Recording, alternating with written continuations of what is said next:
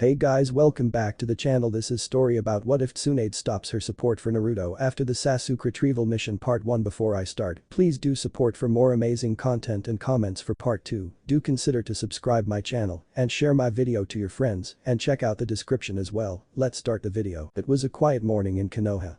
Most of the ninja teams were away on missions and the 5th Hokage Tsunade had been forced to send Genin to hunt after Sasuke Uchiha and Orochimaru's agents.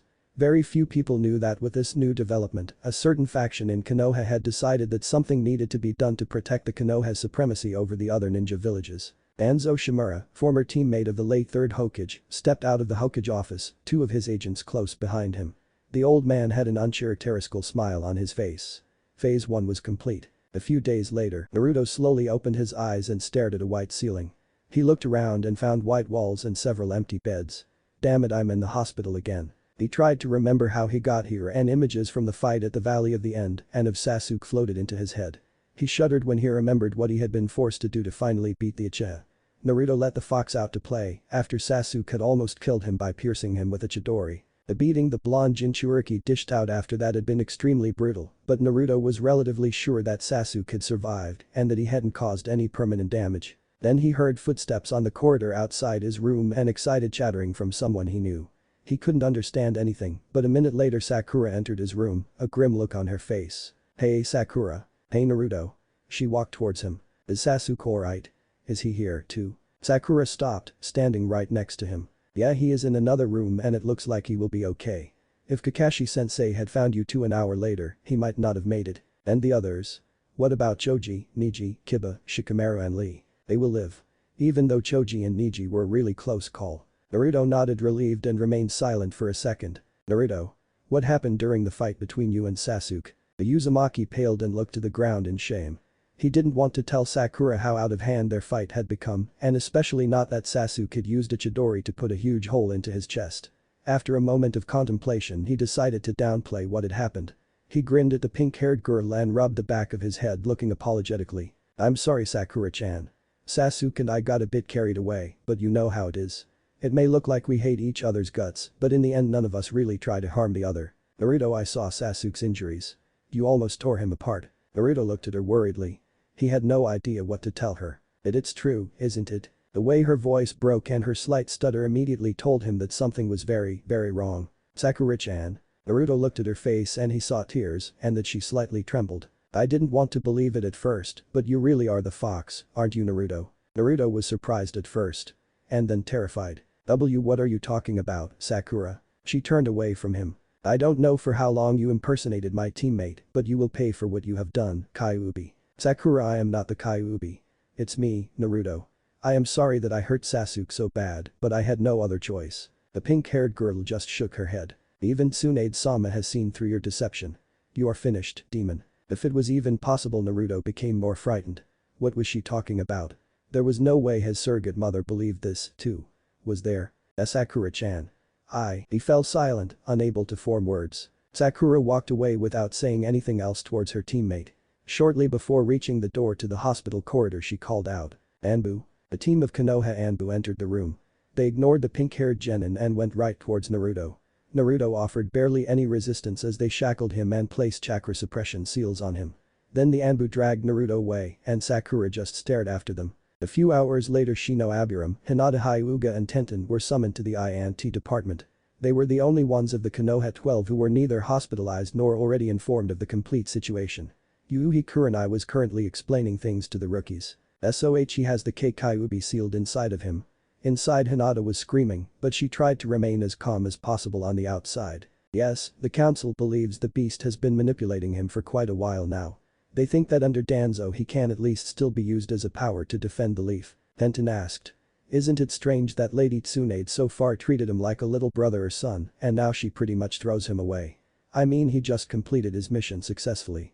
No innocent was hurt or killed." "I don't know about that, I guess Lady Tsunade was convinced by the council's arguments." The usually silent Shino spoke up for once. "Can we talk to Naruto-san? He may be a monster, but he still was a comrade for quite some time. I don't know, it may be a bad idea for you to meet him now." Hinata looked towards her mentor with pleading eyes. Please, Kurenai-sensei. There is something that I have to do." Kurenai looked at Hinata and sighed. She couldn't deny the girl such a heartfelt request. She shrugged and motioned the ninjas to follow. The Jonin they met directioned them to a dark-looking corridor with several cell doors. Kurenai knew that there was no way to contact whoever was in the cell in question, so they had to wait. Luckily for them it took only 10 minutes before the cell door opened and Kakashi stepped out. He had a grim look on his face, on his metal-reinforced gloves was some blood. Through the cell door they could see Naruto. He was chained to a chair, his chest was bare and sweaty. He had his head lowered, but the people outside could still see that he was crying silently and his face was bruised and bloody. "Hello Kurenai. What are they doing here?" Kakashi asked pointing towards the group of rookies. "Hi Kakashi. They want to talk to Naruto." "I don't think that is a good idea. They should realize that Naruto is not who he pretended to be. He is the beast that killed countless of our leaf shinobi and my sensei." "Hey Kakashi-san." Kakashi was surprised to hear the timid Hinata Hyuga speak up. Please let me talk to Naruto. I'll like you have a score to settle with him." Kakashi looked surprised to the determined looking Hyuga girl. His stupid act made me fall for who he pretended to be. I want to give him a piece of my mind. Please Kakashi-san I need to do this to get over him for good." Kakashi nodded, her argument made sense. "Alright. But Kurenai or I will stay with you. And no. I have to do this alone." Kakashi contemplated this for a minute, then he nodded and motioned for her to enter the cell. Trembling Hinata entered the cell and closed the heavy steel door behind her. Then she poured some chakra into the seals that covered all the walls and the door itself and they began to glow in a soft blue light. She briefly activated her Byakugan. The seals were clearly working, even with her special eyes she couldn't look outside and she was sure that as long the seals were active, no sound would be able to go into or out of the cell either. This filled her with a strange calm. She had all the time in the world to do what needed to be done and no one would be able to intervene. She couldn't really believe her luck having managed to be left alone with Naruto and she wasn't going to let this chance go to waste. Hinata turned towards Naruto. Tears were still running down his cheeks. She walked towards him, sat down in his lap and embraced him in a hug to comfort him. Normally Hinata would have never been able to do anything like this, but now in the safety of the cell, she found the courage she needed to help him. Hinata. Naruto was surprised. The girl had just talked about her having a score to settle with him and now she was hugging him. In a compromising position no less. "Shhh Naruto-kun, it's okay. I'm sorry about the things I said, but I really needed to talk to you." Naruto registered somewhere in his mind that she wasn't stuttering, but that was rather unimportant right now. Naruto leaned into the girl's shoulder and cried. A few minutes later Naruto had recovered enough that he was able to talk again. "Sakura and Kakashi-sensei both think that I'm a monster the Kyuubi. Naruto-kun I have been watching you for a long time. I know that you are not a monster. But everyone else seems to think so." "No Naruto-kun, not everyone. I heard Shikamaru got arrested after he attacked the first group of Anbu who were coming to get you. Even though he was hospitalized and still completely out of chakra." Naruto's eyes got wide and then he snickered that seemed so unlike our great master strategist. Hinata smiled at this, she had at least lightened his mood a bit. "Yeah, it really does. Will he be alright?" Hi. Shikamaru-san is the heir of the Nara clan. Everybody says he will be released shortly because you only tricked him into helping you. But that Naruto's face fell a bit again.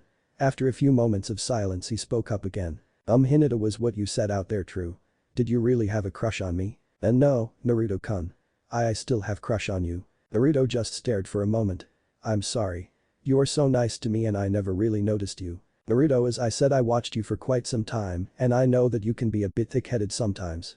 Naruto wanted to protest at first, but then decided against it and let her continue. "I knew if I wanted you to notice me, I would probably have to make the first move. But I was always too shy to do that. So it's not your fault." Naruto smiled. "Thank you Hinata. Naruto I need you to promise me something."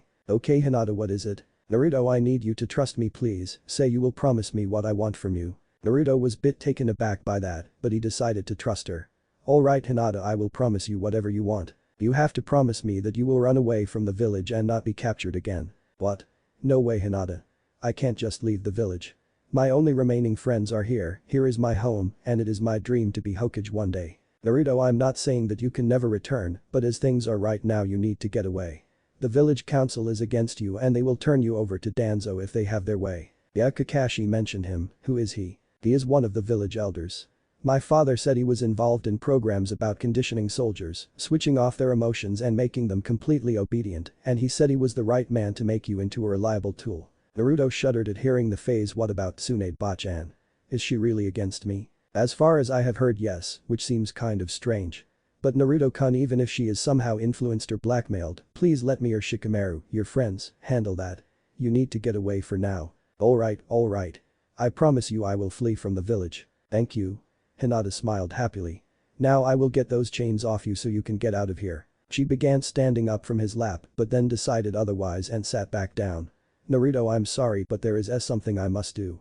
I know it is selfish, but it is something I always wanted and I might never get another chance again. And if you don't like it, please just see it as your payment for me for helping you escape. Naruto noticed that her stutter was back and nodded dumbly. What is going on? What is she talking about? Then Hinata leaned closer to him, grabbed the back of his head and kissed him on the lips. Naruto was surprised first, but then kissed back. After a few moments Hinata leaned back again, ending the kiss. She was happy to find that Naruto was bit surprised about what had happened, but not angry. Hinata stood up from Naruto and pulled a bunch of papers from a pocket. I made a small detour to a weapon shop to get these after my father roughly informed me of the situation and told me that I was to meet Kurenai-sensei here at the I&T department for a thorough explanation. They are specialized exploding tags for opening doors or breaking stuff like chains. She put one of the tags on the metal ring around one of Naruto's wrists and stepped back. Hinata was silently chanting in her head, please don't blow his hand off. Please don't blow his hand off. Then she made a hand seal while saying Katsu. And the tag went off. A small explosion rang loudly in the tiny cell and Naruto shortly screamed in pain, but his wrist was only bleeding lightly and his hand was free. Then they repeated the process for his other hand and his feet and finally Naruto was able to stand up from the chair unbound. He stretched his limbs a bit and then captured Hinata in a hug. Thank you, Hinata. It is thanks to you that I still believe that I have friends here. Hinata was blushing heavily now, somehow she had gotten a lot more nervous having close contact with him now that he was free. Then Naruto-kun, you were the one who helped me change for the better. I will always be there for you. There was a small pause while Naruto continued to hold Hinata tight.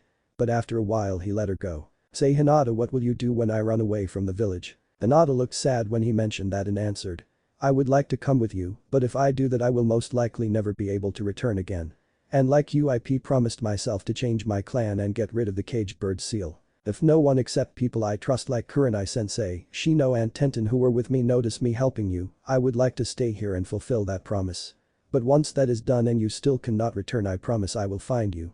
She looked up into his eyes expectantly. At least if you don't mind. Naruto was smiling now. No, I really wouldn't mind that, I want to see you again. Naruto-kun, I think we wasted enough time already, we have to get you out of here. Do you have any kind of plan? I will go out first and try to disable Kurenai-sensei and any other jonin who might be there. Then you will come out and help me against Shino and Tenten. From there you will be on your own. But I hope you can make it out of the building before anyone else notices you're missing. Are you ready, Naruto-kun? Naruto grabbed the back of her head and pulled her into kiss. When he pulled back he smiled at her and said, now I'm ready. Hinata just blushed furiously and nodded. A few minutes later Hinata opened the door only a gap wide so that no one could look inside and exited the cell. She looked to the ground to hide her face with the help of her hair, but with her Byakugan, she could see that only Kurenai, Shino and Tenten had remained in front of the cell. Thanking her lucky stars, the girl continued her plan. Kurenai saw Hinata, she had her head lowered and was sobbing audibly. Kurenai went over to Hinata, got on one knee because of the height difference, and hugged her. She noticed how the girl put her hands around her neck. And then suddenly her world went black. But she still heard Hinata's call, now Naruto. Then the cell door burst open and Naruto stormed out directly at Shino. He pulled his right fist back to possibly take Shino out in one strike, only to notice that Shino made no moves to defend himself and was calmly expecting the strike. Naruto stopped. You are not defending yourself. That is correct. Why? Well, I don't wish to oppose the village because of my duties as clan heir, I still see you as a comrade and friend. Not mentioning that I do not wish to anger my teammate Hinata. So logically being taken down by you, while you successfully escape would be the best possible outcome of the situation. So you know what we are doing. After what Hinata-san said earlier, that was the most logical thing to occur. Though I am interested in how she managed to get you free. Naruto winced at that but didn't answer his question. He looked towards Tenten. Will you try to stop me? Nah, I don't think I will. You have changed Niji for the better and for that I really owe you. Naruto just grinned and put one hand on the back of his head. Now there were two more people he could trust. Thanks guys. Hinata stepped forward. Thank you Shino and Tenten. Can you please say Naruto broke free with chakra from the fox if you are questioned? I would like to be able to stay in the village. Shino nodded. I am glad I will not lose a teammate today. Tenten agreed, too. Then Shino spoke up again. Naruto-san, may I ask you to punch me as you originally intended? I would prefer it if this looked convincing. After one more round of convincing Naruto, he punched both of them once in a way so that they hit the wall, knocking them out cold. But before Naruto did the same to Hinata, the cell next door opened a bit, then they heard the voice of Ino Yamanaka. She already stood half in the door ready to leave the cell, but had turned around again to face inside. She hadn't noticed what had happened outside. "I will think about what you said, Shika. Just stop attacking Anbu from now on, please." And then Ino fell into an unconscious heap because she hadn't noticed Hinata stepping behind her, grabbing her neck. Naruto stepped past Hinata and Ino's unconscious form into the cell. "You okay, Shikamaru?" "Naruto. Yeah, I am okay, just leave me here, they will let me go after a while. But you have to get out of here now." "Sure thing, bye Shikamaru and thanks for attacking those Anbu for me." "Wait. Huh? Naruto, what is your plan?" Get out of the building and run like hell." "Naruto, that will never work, the Leaf is specialized tracking teams, you will never escape them. Especially outside the village once they find your scent." "Then what should I do?" "Grab as many clothes as you easily can from the people here, then get out of the building and get into a back alley. Create a bunch shadow clones and give them most of the people's clothes and your own clothes. Keep the clothes of one of the people to yourself. Then you and your shadow clones all henge into different people and spread out in different directions. To confuse anyone following me by enhanced smelling, right? Right. But the problem remains that once you are out of the village your pursuers will have it easy, and even if they have to follow each trail separately, your chances are grim. So? It would be best if you could hide inside Konoha for a while. A place protected by seals, so that nothing like the Hokage's seeing orb or the Byakugan can find you. The only problem being that there is no such place. At least none that is empty, since hiding in a clan's home is a bit suicidal. That would be correct if the clan I am thinking about still had any other members." "What are you talking about?" "Well, it's just a theory of mine, but if you really belong to that clan, then you could easily get access to the compound by wiping a bit of blood on the seal on the compound gate." "You think I belong to a clan?" "As I said, it is just a theory, but right now I think this is your best bet." "What clan are you talking about?" "I know there is no Uzumaki compound in the village." "That is correct. But I am talking about the Namikas." Behind himself Naruto could hear a gasp from Hinata. "Who are they?" "You really should remember that Minato Namikas was the fourth Hokage." "Oh. Remember, if you get access to the compound, create a new shadow clone and give him all of your remaining clothes at best. Your trail must not end there or they might find you. The compound is north of the Western Plaza, the first big mansion on the left. Now get out of here." "Right." Naruto and Hinata collected all easily accessible clothes like jackets and socks, and Naruto put them in a bag he had found on Kurenai. Then he said goodbye to Hinata, who had to convince him to knock her out like the others. He henged into Kurenai and began his search for the exit. Luckily none of the other jonins paid him any real attention. After he had left the building, Shikamaru's plan went incredibly smooth. Half an hour later Naruto stood inside the Namika's compound in front of the mansion door. He was only wearing his underwear at this point, but after what happened that day Naruto couldn't care less.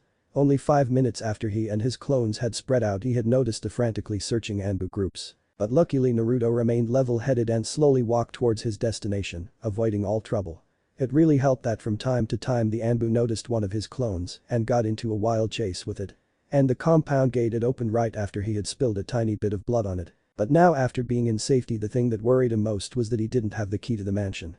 Even though he thought it useless he went to the door and pushed. And it immediately opened.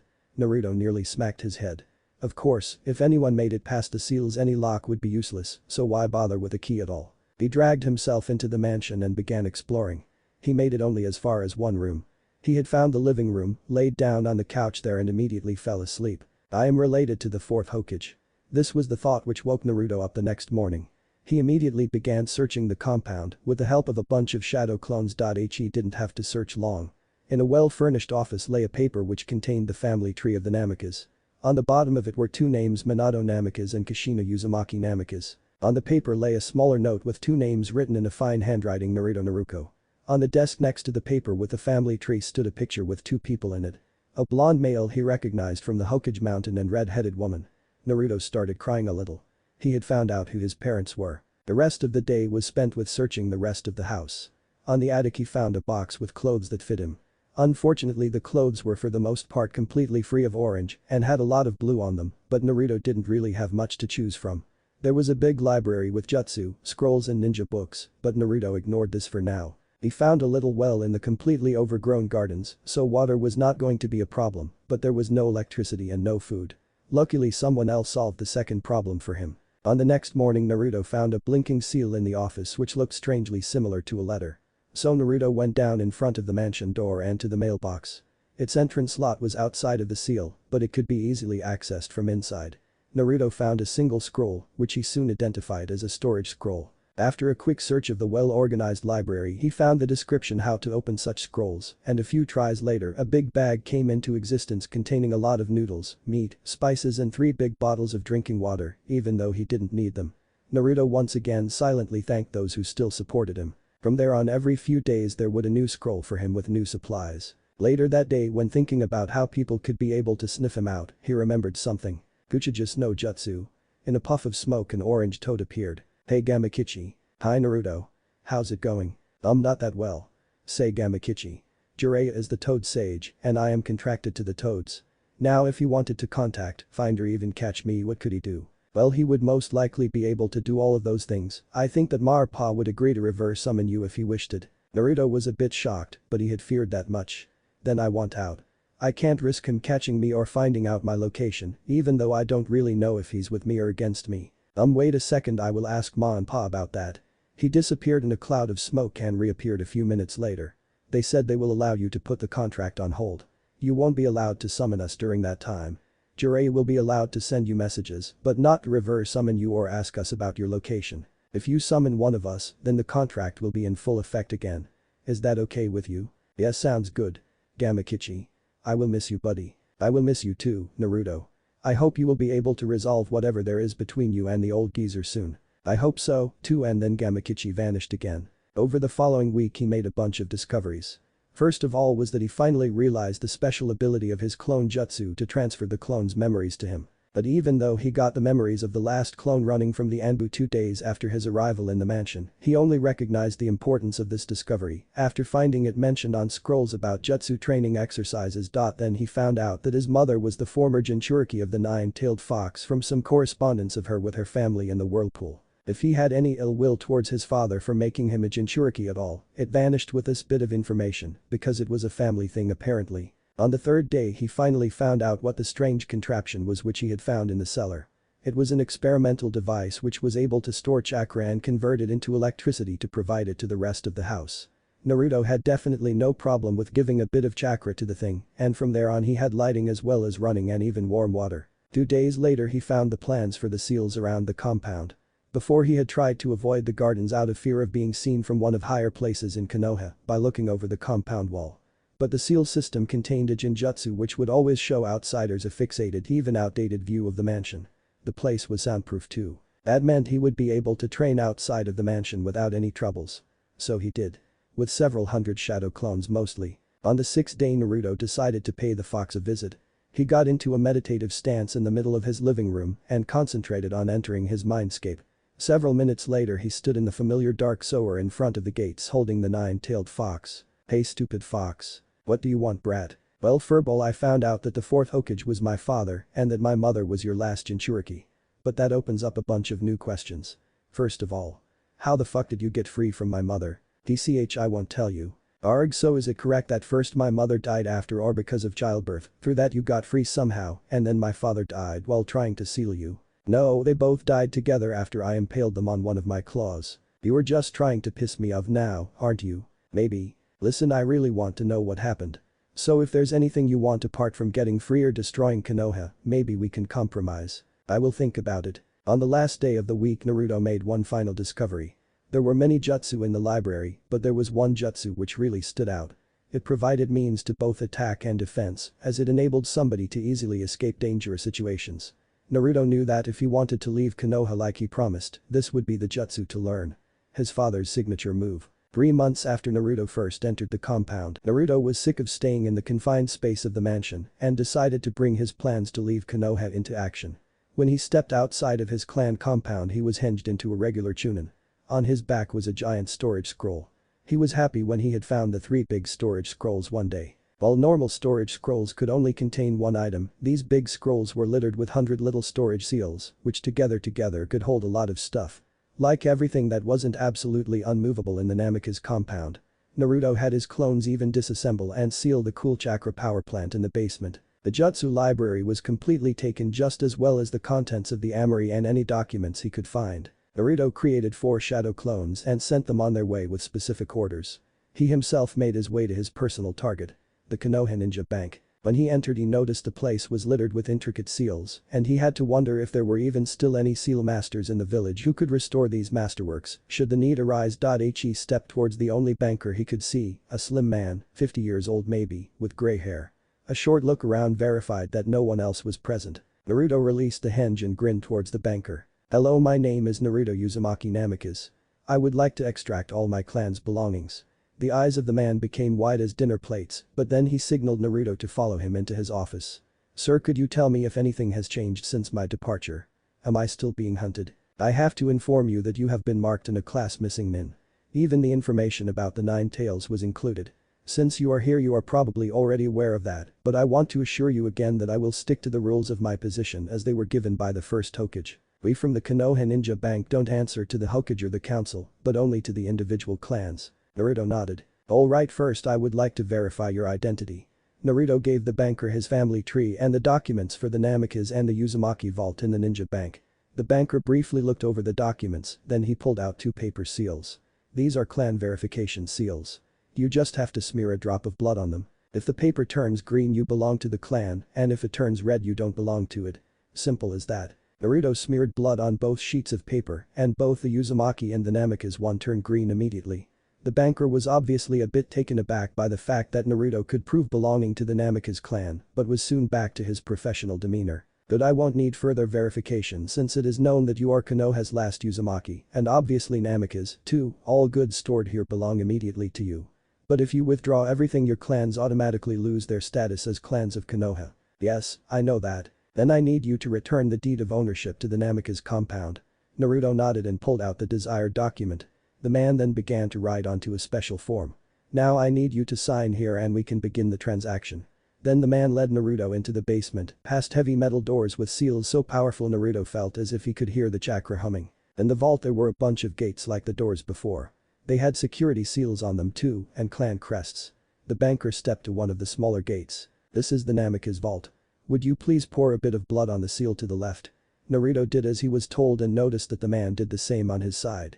Then he turned away from Naruto to hide a bunch of hand seals, and then a grumbling noise was heard that signaled that the great lock had sprung open. Together they opened the gates to the vault. Inside there was a small pile of gold bars and a slightly bigger pile of some sort of metal, in addition to several boxes. The Namikaze vault containing 5 tons of gold and 10 tons finest chakra conducting metal. In addition to that there is a special chakra sensitive stone and several other gems. Together this amounts to roughly 5% of Konoha's reserves. Then he walked over to the other side of the room. On that wall the doors were a lot bigger and Naruto recognized the clan seals immediately. Uchiha, Senju, Hyuga, and an unmarked 4th door. The banker stepped up to it. Together with Naruto's help he unsealed the gates and while pulling them open he began to explain. Before the destruction of the Whirlpool village a good size of the village's gold reserves was brought to safety and stored here in the Konoha Bank for safekeeping. The open gates revealed several big piles of gold and 3 swords in the back of the room. The vault contains 150 tons of gold and several diamonds, equaling 20% of Konoha's reserves. Additionally there are 3 family heirloom swords of unknown value. The man pulled out a handkerchief and wiped the sweat from his face because moving the heavy metal doors was hard work and because Konoha would soon be a lot poorer. As you can see together the content of both vaults amounts to 1/4 of Konoha's financial reserves. I have only one question. How do you plan to move all that stuff? Naruto grinned at that. No problem. He unsealed another of the big storage scrolls and rolled out both the new one and the one half filled with the stuff from the compound on the floor. Shadow clone jutsu. 50 Narutos poofed into existence. Alright everyone. Seal away. And with that the clones began the tedious task of carrying the gold and the other stuff to the scrolls and sealing it away. 2 hours later both vaults were completely empty and Naruto strapped the 2 big storage scrolls to his back. Then they began their ascent back to Earth level. So I guess once they contain something you can't seal the scrolls away anymore. Yeah, I really wish you could. It would save me from having to carry these things, but I'll manage. The banker nodded, he still couldn't completely comprehend how storing away so many tons of gold was possible. By the way, I have to inform you that as according to the first Hokage's law, I will make your transaction known to the council in 1 day. Naruto nodded of course. They then reached the lobby. Anyway, I hope you will return to Konoha one day, rebuilding your clan. Naruto nodded. I would like that too. Bye Mr. Goodbye Mr. Uzumaki Namikaze. Seconds after exiting the bank Naruto appeared outside of Konoha in a yellow flash where one of his clones had thrown a kunai over the wall. One day after Naruto's escape from Konoha. So you are saying that Naruto Uzumaki stole 1/4 of the village's financial reserves. Village elder Himura was livid, in fact all of the village council was quite unhappy with the recent development. As I already stated earlier, esteemed elder, this was a completely valid transaction. What about the mansion? There were rumors a copy of the Whirlpool's complete jutsu library was brought there before its demise. Danzo asked. Well, just like the Namikaze and Uzumaki vaults in my bank, the mansion is completely empty. I visited it this morning and even most of the furniture is gone. All vanished into young Uzumaki Namikaze's storage scrolls. Stop associating our village hero with that thing. Elder Koharu was shrieking because of the stress at this point. I can guarantee you, esteemed elder, that Naruto Uzumaki Namikaze is the legitimate son of Minato Namikaze, the late 4th Hokage. The seals clearly indicated that Naruto is indeed a Namikaze and all the other Namikaze perished long before Minato. And then there is the little fact that Minato was married to an Uzumaki. Most of the council's eyes rested on the Hokage now, she was the only one who definitely had to know if this information was correct. The Hokage sighed, explaining this mess would definitely give her a headache. 2 weeks after Naruto's escape from Konoha, Naruto appeared in a yellow flash inside of a dark laboratory. The laboratory belonged to Orochimaru and contained everything an evil scientist could dream of. There were tanks with strange creatures on the wall, the tables were littered with stuff and a lot of blubbering substances, and there were 2 floating eyeballs in a jar. Naruto himself was breathing hard and clutching one hand to his right eye, which was visibly bleeding. Naruto had found the entrance to this base of Orochimaru a few hours ago and had decided that armed with his father's incredible jutsu, he should do the world a favor and rid it of the crazed Sannin. He had hidden his storage scrolls and then made his way into the snake's lair. The first thing that went wrong was that he didn't realize when he passed some kind of seal which cut him off from his retreat option, the Hiraishin kunai which was resting outside beside his storage scrolls. But even worse than that was engaging Orochimaru himself. Even though the Hiraishin was superior to pretty much everything in the Snake Sannin's jutsu library, this really didn't help because Naruto lacked the speed, tactical awareness and overall experience that was needed to fight on same level as Orochimaru. Luckily he had thrown one Hiraishin kunai into this part of the laboratory a while earlier and he could use it to catch his breath. But Naruto was sure that it couldn't be long until Orochimaru found him. Naruto grabbed a kunai from his pouch and used its grinded blade as a mirror to look at his wounded eye. Naruto hadn't been fast enough and Orochimaru was able to stab him with his stupid blade. Naruto was no medical expert, but he could clearly see that his right eye was completely destroyed. Naruto reached out to the fox inside of him. Hey furball, let's say I was to lose an eye. What are the chances that it grows back thanks to your powers? Hahaha. You pitiful human. Losing an eye. Serves you right. Naruto left his mindscape, this was clearly not helping. Naruto looked around in the dark room. He focused on the 2 eyeballs swimming in some kind of fluid. Naruto noticed that the eyes held the Sharingan, the famed Dijutsu of the Uchiha clan. Why the hell doesn't Orochimaru use these eyes with his current body? As far as I know he is completely fixated on those things. Apart from that, a crazy idea sprouted in Naruto's head. And who was to stop him? Please don't use those eyes. What do you want, fox? I don't like the Sharingan, don't use it, mortal. But then Naruto completely ignored any further comments from the demon fox. Naruto had been quite fed up with their recent interactions. Under heavy pain he removed the remains of his right eye from his eye socket. Then he grabbed one of the Sharingan eyes from the jar and plopped it into the empty socket. Under normal circumstances an eye transplantation should have never worked like that, but the powers of the demon fox helped immensely. Within minutes they bridged a small distance between the cut-off nerves in Naruto's skull and the nerve ends on the back of the preserved eye and brought it back to live. Naruto could see again. But only for a brief moment before his eye erupted in pain. It was a hot searing pain that seemed to run from his eye into his brain.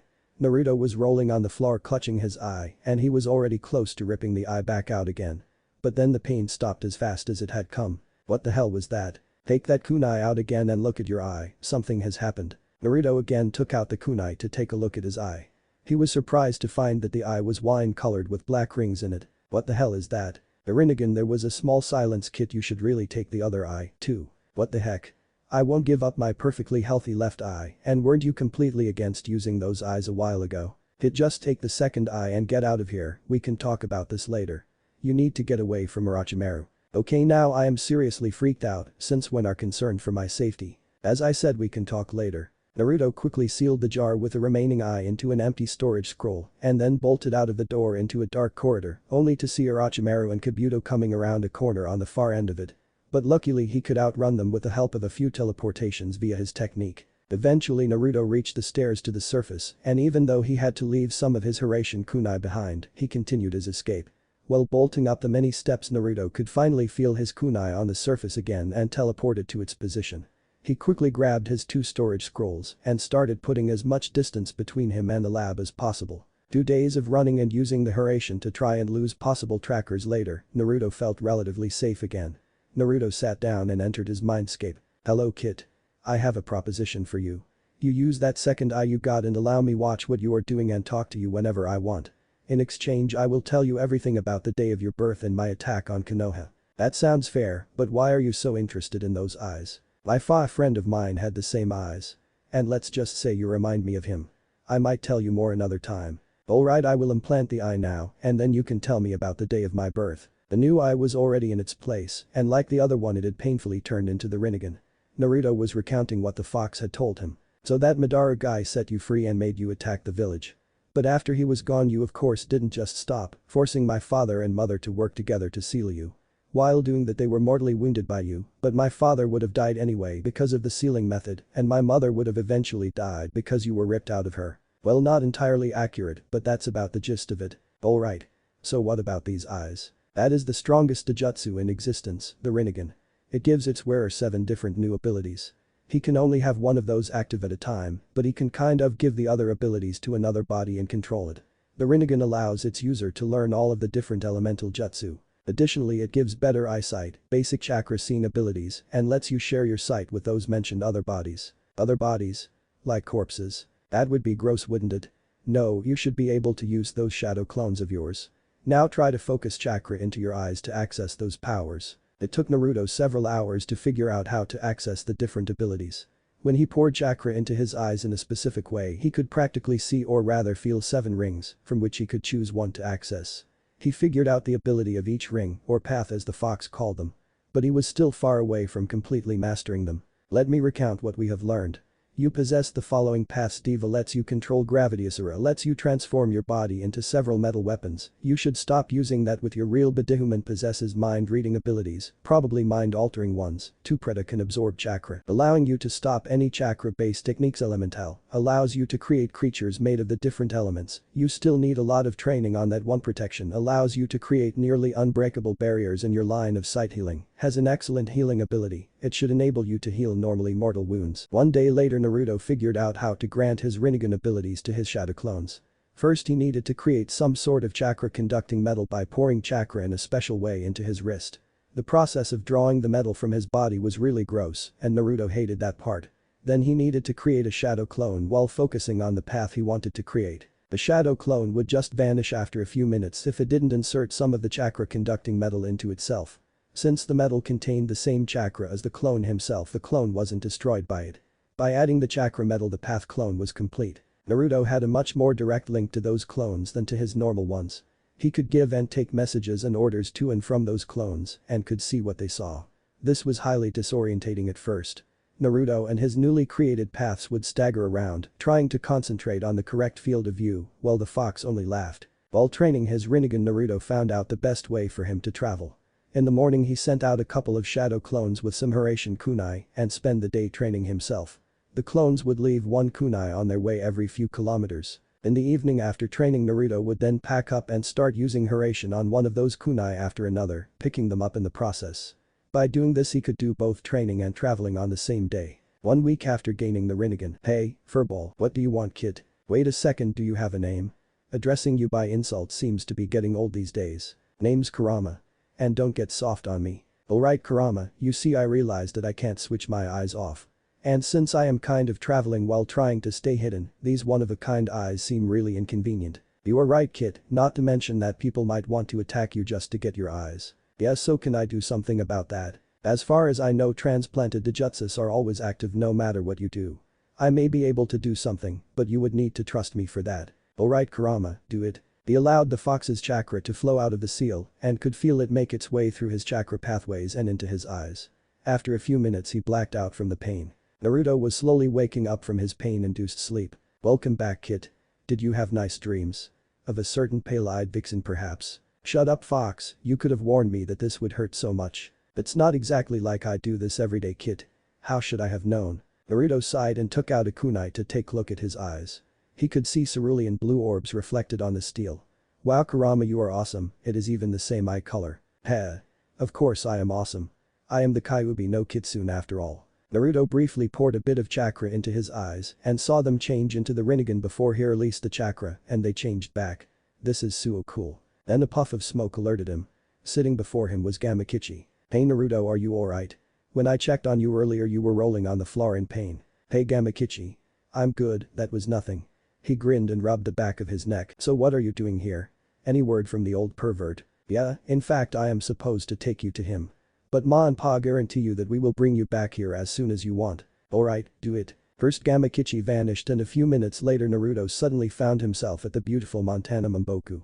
After gazing around the landscape for a bit he focused his attention to the toad sage standing in front of him. Hey Gaki, Hiro Sennin, would you mind telling me why in the world you are listed as an A-class missing nin in the newest bingo book? How come you don't know? All of Konoha has been after me for several months now. Well, I have been sent on a long mission by Tsunade shortly after you returned from capturing that Sasuke kid. Naruto blinked. Had Tsunade purposely kept Jiraiya out of everything? Well, you see, Tsunade had me arrested by a bunch of Anbu for no reason and wanted to hand me over to that Danzo fellow. They said the fox was controlling me or something like that. You know that you were the reason Tsunade decided to become Hokage.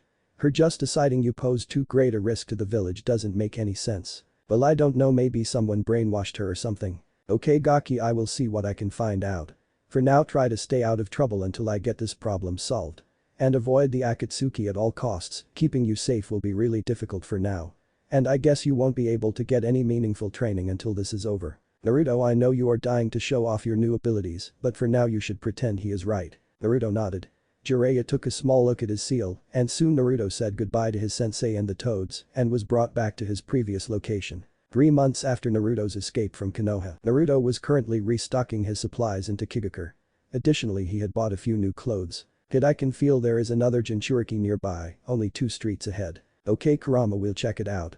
But we have to keep a low profile and not do anything to alert this village of our presence. When they entered the indicated street they saw a girl with green hair rolled up into a ball with several other children around her. She was about the same age as Naruto. The other children seemed to have a lot of fun with throwing things at the girl and shouts like monster. And other insults could be heard. Scratch, keeping a low profile. We will get this girl out of here if she wants to go. 1 year after Naruto's escape from Konoha, Naruto and the girl, who had been identified as Fu, had arrived in the far west outside of the great ninja nations. Naruto and Fu had trained together all the time and both had become significantly stronger. Fu had almost no real ninja training before her time with Naruto, but Naruto was able to teach her all the basics and currently she was progressing well in her study of lightning jutsu. Naruto himself had mastered the elements of wind and fire and many jutsu associated with them. His control over the different paths of the Rinnegan was nearly flawless. He had no problem coordinating all of his paths in confined spaces or spreading them out over several kilometers. The path allowing him to create elemental beasts was the only one not completely unlocked since he still hadn't mastered all the elements and the creation of wind beasts proved to be quite difficult. But Naruto liked his fire elementals a lot, they consumed quite a bit of chakra, but they were a fearsome sight and their heat was enormous. He had taken a personal liking to the gravitational powers of the Diva path. So he kept that to himself and spread the other abilities among his clones. Additionally, Naruto had learned quite a bit of sealing techniques and even started developing his own seals. He still hadn't heard anything from the old toad sage since their last meeting and he was wondering what could have happened or what the old geezer had learned to continue to avoid Naruto. The western lands were war-riddled and poor. Dozens of little warlords were trying to gain more influence and land through constant warfare. Bandits plagued the land and stole whatever the constant wars hadn't taken from the population. Most of the soldiers serving the warlords were normal people or samurai. Knowledge about ninja techniques was a rare thing and the secrets of those techniques were closely guarded by a few elitist clans. It was still before noon and Naruto and Fu were doing their daily training exercises when one of Naruto's scouting clones dismissed himself. Naruto learned about a small town with a castle nearby. In the local arena there was seemingly going to be some sort of event. Naruto and Fu decided to take a look. After a few Hiraishin teleportations, during which Naruto carried the girl, they reached their destination. There were several groups of soldiers located in small camps all around the city. Many people were going towards the arena so Naruto and Fu decided to do the same. By asking a random stranger they found out that the local warlord had perished in the last battle and they were holding a tournament to determine the next one. To enter it was required to pledge a substantial amount of soldiers to the small nation's cause or give a great amount of money or a combination of both. Hawks. I am seriously thinking about going into the tournament. I mean, it doesn't look like I will be able to return to Konoha soon, and maybe I can help these people as warlord. Go for it. Traveling around and training all the time has become boring. Fu, what do you think? How does Warlord Naruto Uzumaki Namikaze sound? Can't we just keep traveling alone? I don't like being around idiots. Naruto's sweat dropped, the girl trusted him, but still had severe problems with being around other people. Fu, you have to eventually be able to interact with other people. Besides, they don't know Jinchuriki or tailed beasts in this land, so they won't hate us. Alright. Alright. But if they turn against us, we get out of here. Naruto made his way to some official-looking men, who were obviously keeping each competitor's commitment, as there was already quite a heap of gold and gems next to them. On their table were dozens of papers, seemingly containing details about the promised soldiers. I want to join the tournament. The officials looked at him a bit skeptically but let it go. Can you pledge any soldiers to our cause? Well, if I win there will be one really strong one helping us. At this, the girl with green hair standing next to the blonde waved towards the officials. But I would rather simply pay in gold. Okay, you will have to pay 10 tons in gold then, but you only have half an hour left to get it here. Naruto shrugged, took one of the storage scrolls from his back and unsealed the required amount. The officials just stared at him. Do you want to register any additional fighters? One of officials thought the blonde was maybe an easy source of money for the region. Nah, thank you. Sorry Fu, but I'd like to do this alone. Fu nodded. Is that all? The officials nodded. What are the rules for the tournament? Everything goes. Most of the other competitors have registered a bunch of fighters relative to the amount of money and men they could provide, which means you will be severely outnumbered. Naruto shrugged, numbers definitely wouldn't help them. Well, if that's all, I'll be going now. Naruto nodded towards them and then made his way into the arena. In one corner of the arena, the designated competitors were arguing on how to organize the tournament. They couldn't come to a consent on how to pick the fighters and whether it would be one-on-one or group fights. Naruto simply strode into the middle of the arena, enhanced his voice by chakra and cleared his throat. Alright people, the name is Naruto Uzumaki Namikaze, future Kage or whatever you call your supreme leader here. You there? With that he pointed to the group of competitors who had stopped arguing and stared at the boy. I will earn the title of warlord today, and it won't matter if you attack me one at a time or together. Come at me. Naruto could have easily won the tournament just by catapulting all his enemies out of the stadium, using his diva path. But he wanted to impress his soon-to-be subjects and convince them of his strength. A perfect opportunity to flaunt his abilities. He quickly activated his Rinnegan and created his 6 paths. Instead of creating new chakra metal to control them, he unsealed some existing one. First, a single samurai made his way towards Naruto, a large katana resting on his shoulder. Naruto decided to take on the man by himself. He simply took out one kunai and charged. His taijutsu had improved along with the rest of his abilities, and even though the samurai had the range advantage, he didn't stand a chance. After exchanging a series of blows, Naruto stopped the katana with the help of his kunai and kicked the man's wrist, sending his weapon flying. His next strike rendered the man unconscious. Then a big group of about 20 samurai darted towards Naruto, their swords ready to strike. Naruto decided to simply create 100 shadow clones and let them do the work. It didn't take long, and all the samurai were overwhelmed by the numbers, and the clones knocked each of them out. Then Naruto dismissed the clones. 3 people in similar clothing, clan members most likely, started pulling throwing knives out of thin air and throwing them towards Naruto and his paths. The protection path stepped forward and created several purple shimmering barriers in midair that stopped the projectiles. After they had seemingly run out of ammunition, Naruto's pre-top path quickly incapacitated one of them using a strike to the solar plexus. Then he grabbed the other 2 by their throats, held them up in the air and started sucking out their chakra through his hands. They struggled for a bit and then fell into unconsciousness. The path let them go and they collapsed on the ground. Naruto's Asura path stood in a group of competitors using his metal-enforced limbs to block swords and pummel his enemies. He then shot out metal tendrils out of one of his hands that restrained his remaining adversaries and strangled them into unconsciousness. 2 enemies charged at Naruto from different directions. Naruto quickly did a few hand seals Fueton. To top, a wave of wind flung the enemy charging him from the front into the arena walls. Then Naruto extended one arm in the direction of the other enemy and catapulted him into the other side of the wall using his gravitational abilities. He heard bones snap and realized that he had used a bit too much force, so he sent his healing path to help the man. Naruto's human path used a low-powered Rasengan to bring down one enemy, but then he was destroyed by a man who could manipulate water without hand signs, using it like a whip. Naruto quickly threw a few kunai at the man, then teleported towards him using Hiraishin and incapacitated the surprised man. A single enemy, another samurai, was left standing. Naruto sent most of his remaining chakra to his elemental path, allowing him to create a giant fire elemental, which could only be described as a walking inferno. Heat radiated through the whole arena. His last competitor shrieked and ran away. The fire elemental dispersed shortly after that. Naruto stood proudly in the arena among the horde of defeated enemies. Most people were staring silently at him because they couldn't believe what they had witnessed.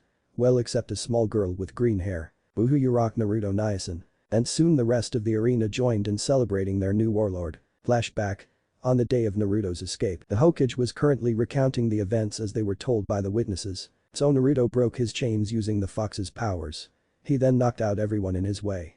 Somehow he exited the I&T department without being spotted and created a bunch of shadow clones to throw his pursuers off.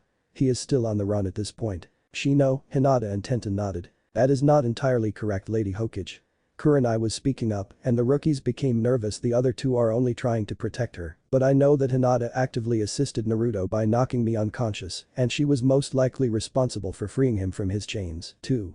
As her sensei, I am truly sorry for this occurrence. Unfortunately, she obviously still has feelings for the boy and acted on them because of her small experience. I request being allowed to personally choose and perform her punishment. But that request was denied to Kurenai. There was no trial or official statement. Hinata simply disappeared on that day. 1 year after Naruto's escape from Konoha, Hinata was dragged to the office of Danzo Shimura by two Anbu. She was extremely pale and thin. When the Anbu pushed her into the office, she had trouble regaining her balance and even staying upright. On her forehead was the mark of the cursed seal of the Hyuga clan. Ms. Hyuga, it has been more than 1 year, hasn't it? Danzo clearly waited for some kind of response from her, but none came. You see, normally traitors to the village are immediately executed in public. You are fortunate that we couldn't afford to have the honor of the Hyuga blemished by the stupid actions of one little girl. Again he left a pause to allow her to say something, but she just stared at him. Anyway, even though you betrayed the village, I still plan to make use of your abilities. You see, there are some missions, assassination missions mostly, in which the survival rate is especially low. Sending good and loyal ninja on those missions is always a painful thing to do. Why you want to use me for suicide missions? Exactly, Ms. Hyuga, and if you run away or are simply too late on your return, we will activate your cursed seal, cutting off all loose ends. You should already know that you will nowhere be safe from us activating it, should the need arise. Hinata collapsed, her weakened muscles unable to support her. Well, of course you will get a few months to rebuild your strength beforehand. Good luck, Ms. Hyuga. Then she was dragged out of the office by the Anbu to begin her training. 1 year later, Hinata knew she was in big trouble.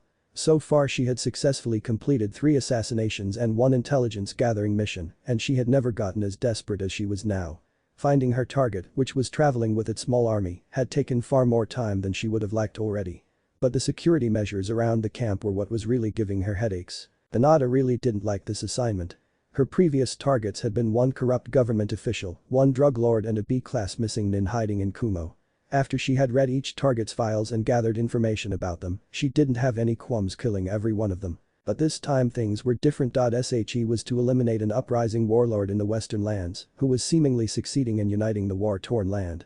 So far he controlled about 1/3 of the overall region. There hadn't even been any big battles to accomplish that since he had used diplomacy, surgical strikes and the assassination of a particular cruel warlord to get this far. But most of the conquered warlords had joined his side after he had challenged them to personal battle. His strength had become legendary. The warlord had started a campaign against the local bandit groups and succeeded in driving most of them away. The lands had become significantly safer and the civilian population could go about their daily work safely again. Additionally, the warlord had negotiated a trade agreement with Suna and wares traveled to and from the great ninja nations that way. The region was starting to recuperate. Out of fear of losing their power, the remaining warlords had joined together into several alliances. But those would break apart when their common thread was gone. This warlord, however, had the possibility to truly unite the land.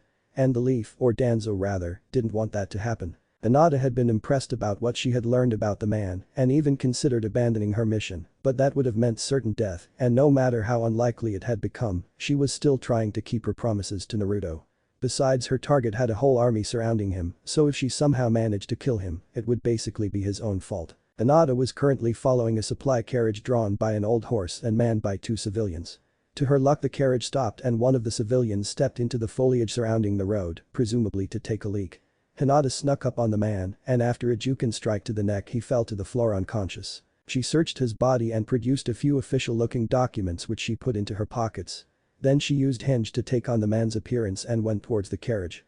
Without a word she sat down beside the other civilian and they made their way towards the army camp. She had tried to approach the camp before. The small ditch with wooden spikes in it and the small wooden palisade would both have been a joke for someone with her abilities and training. But in addition to that, the camp was surrounded by seals and Hinata didn't want to test what would happen once she crossed them uninvited. To normal eyes, the seals were just lines out of white condensed pulver running all around the camp in weaving lines. But to her Byakugan eyes, the flow of a vast amount of chakra through the seal and its intricate patterns was a beautiful thing. She was sure she was dealing with a true seal master, so any head-on approach had been discarded. When they arrived at the gates of the camp, a single soldier stepped forward and demanded their papers. Hinata simply handed him the ones she had stolen from the civilian. The soldier took a brief glance at them before he took out 2 paper seals and gave both herself and her traveling companion one of them to hold in their hands. When she touched the paper, Hinata could feel a brief surge of chakra. If the soldier had had any ninja training, he would have seen Hinata's transformation falter for a split second when the foreign chakra entered her. Or he would have just sensed her transformation in the first place. But neither was the case, and he lazily waved them along. Inside of the camp, another soldier collected the paper tags from them and designated them to a storage tent. Hinata helped the civilian to unload the cart to avoid suspicion and then investigated the rest of the camp. The soldiers scattered throughout the camp seemed to be in good spirits. There was chattering everywhere, weapons were sharpened, and boars were roasting over several bigger fires. In what seemed to be an area designated for training, she saw dozens of soldiers sparring with different weapons. And there was a small group of soldiers training basic chakra control techniques. It was nothing truly impressive, and the men were probably too old to ever get anywhere beyond Chunin level, but it was a start. It was obvious that this warlord would want to found a ninja village of his own eventually, and Hinata gathered that it was just another reason why Danzo wanted him dead. Then she saw her target walking away from her. She recognized the blonde hair and black armor with an orange fox emblem on it from the stories. She could see he was younger than she had expected, and he was walking carefree through the camp with a green-haired girl of the same age to one side of him and a black-haired man in a kimono on the other. The blonde had a strange piercing coming out of the back of his neck. The 3 of them were inspecting soldiers and wares delivered to the camp. Somehow the man, or boy rather, seemed familiar even though she could not see his face, but Hinata's mind had entered professional mode. This was her chance, she would perform the assassination and escape in the confusion. She ran up to the group and jumped. Slamming her knees into the blonde's back, she forced him to the ground. At the same time, she slammed down her left palm onto his back, right where his heart was, and channeled enough chakra through her hand to make it explode. She was experienced enough that she didn't even have to use her Byakugan to safely hit her mark. The body vanished into a puff of smoke. Hinata didn't have any time to really contemplate what had happened. In the next moment, the green-haired girl was upon her, wielding twin kukri crackling with electricity. Hinata managed to gain a little distance by throwing an explosion tag directly at her feet, and she and the green-haired girl got away from it in different directions. After the explosion, Hinata had to start avoiding throwing knives the black-haired man produced out of nowhere, and thanks to her swiftness and agility, she managed to avoid all of them. She was just about to activate her Byakugan when suddenly Hinata's whole body was yanked back with great force. She flew several meters through the air as if carried by invisible strings, and then something hit her on the back of her head. Everything went black. Hinata woke a while later. She expected to be in chains and heavily guarded. Instead, she found herself on a comfortable bed and her hands and feet were free. Judging from the ceiling, she was inside of a big army tent, and a classy one at that. She looked around and saw Naruto sitting by her side, looking at her. He was a lot taller than she remembered, and he was dressed in the armor of the local warlord. Fate had played another sick prank on her. Naruto himself was her target. Of course she would not kill him, but that meant certain death. Hinata began to cry. "Shh, it's okay, Hinata." Naruto stroked his fingers through her hair. Hinata grabbed onto him and wept into his shoulder. "What happened to you, Hinata? Why do you have the caged bird seal and the other seal?" "Hey, Kurenai-sensei," T told the Hokage what happened. Tsunade handed me over to Danzo, and he makes me do missions for him and will activate the seal if I fail. And Naruto, I'm so sorry. I was trying to kill you." Hinata broke out into fresh tears. "It's alright, Hinata, I'm fine." Naruto was stroking the back of Hinata's head, which was still resting on his shoulder. "But why didn't I find out about you being arrested? I gathered information about what happened in the Leaf whenever I could. If I had known, I would have gotten you out of there before any of this happened." Hinata sniffed but calmed down a bit. "Danzo said they didn't want me to ruin the clan's reputation." Naruto shook his head. "Bastards. Naruto, what should I do? They will activate the cursed seal in 2 weeks, and there is no way that I fulfill my assignment. I promise you, Hinata, I will find a way to remove that seal from you before that. You will be safe here." He said that even though he wasn't exactly sure if he could do it. He had already tried to remove the cursed seal while she was sleeping and failed miserably. "Will you stay here with me?" Hinata smiled at him and nodded. "Of course, Naruto-kun." She let her head hang low. I mean, it isn't really like I could return even if I wanted to.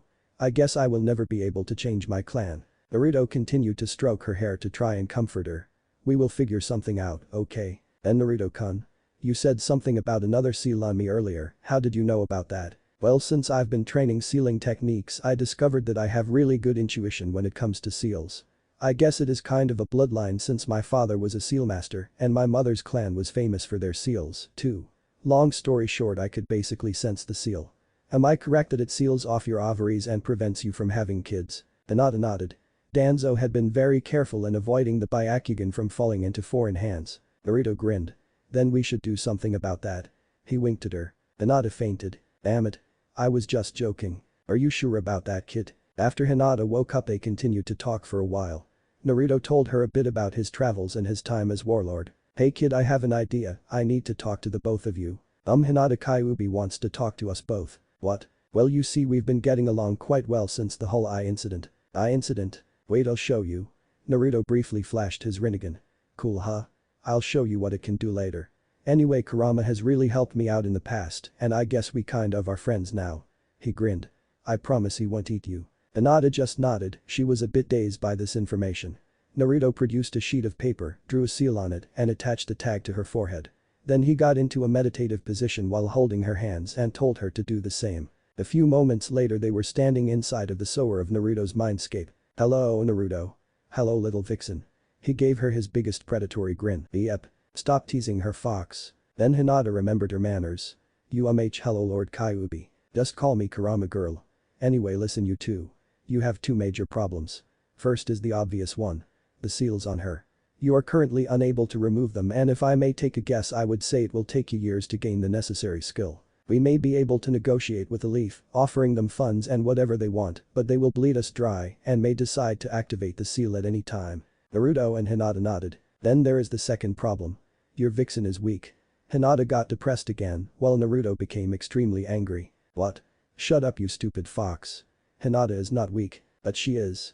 If the Chunin exams are any indication, her chakra reserves are low, she has little stamina, and apart from that she is quite fragile. Naruto was close to jumping into the fox's cage to pummel the stupid animal. He is right, and Naruto. Hinata was crying a little at this point, but the fox just continued. Of course I am right. Anyway, this poses a big problem. Since you won't always be able to protect her, and if things go as I think they will, you would be absolutely devastated if she ever got hurt, captured or killed. Hinata threw a hopeful glance at Naruto, who still glared at the fox. But all of that doesn't matter because I have thought of something which would solve both of those problems. Both Naruto's and Hinata's eyes grew wide at that statement. Why, you mean why you can remove the seals and make me stronger? Hinata stared at him hopefully. That's what I just said. But of course what I propose is quite drastic to be able to achieve so much. What do you mean? I recommend unsealing me and resealing me into Hinata. What? I mean, there is so much wrong with that. Unsealing you would kill me, and as far as I know, sealing you into her would kill her, too. Relax, kid, I have thought of everything. First, I will give you a small portion of my demonic chakra to keep, that should keep you alive.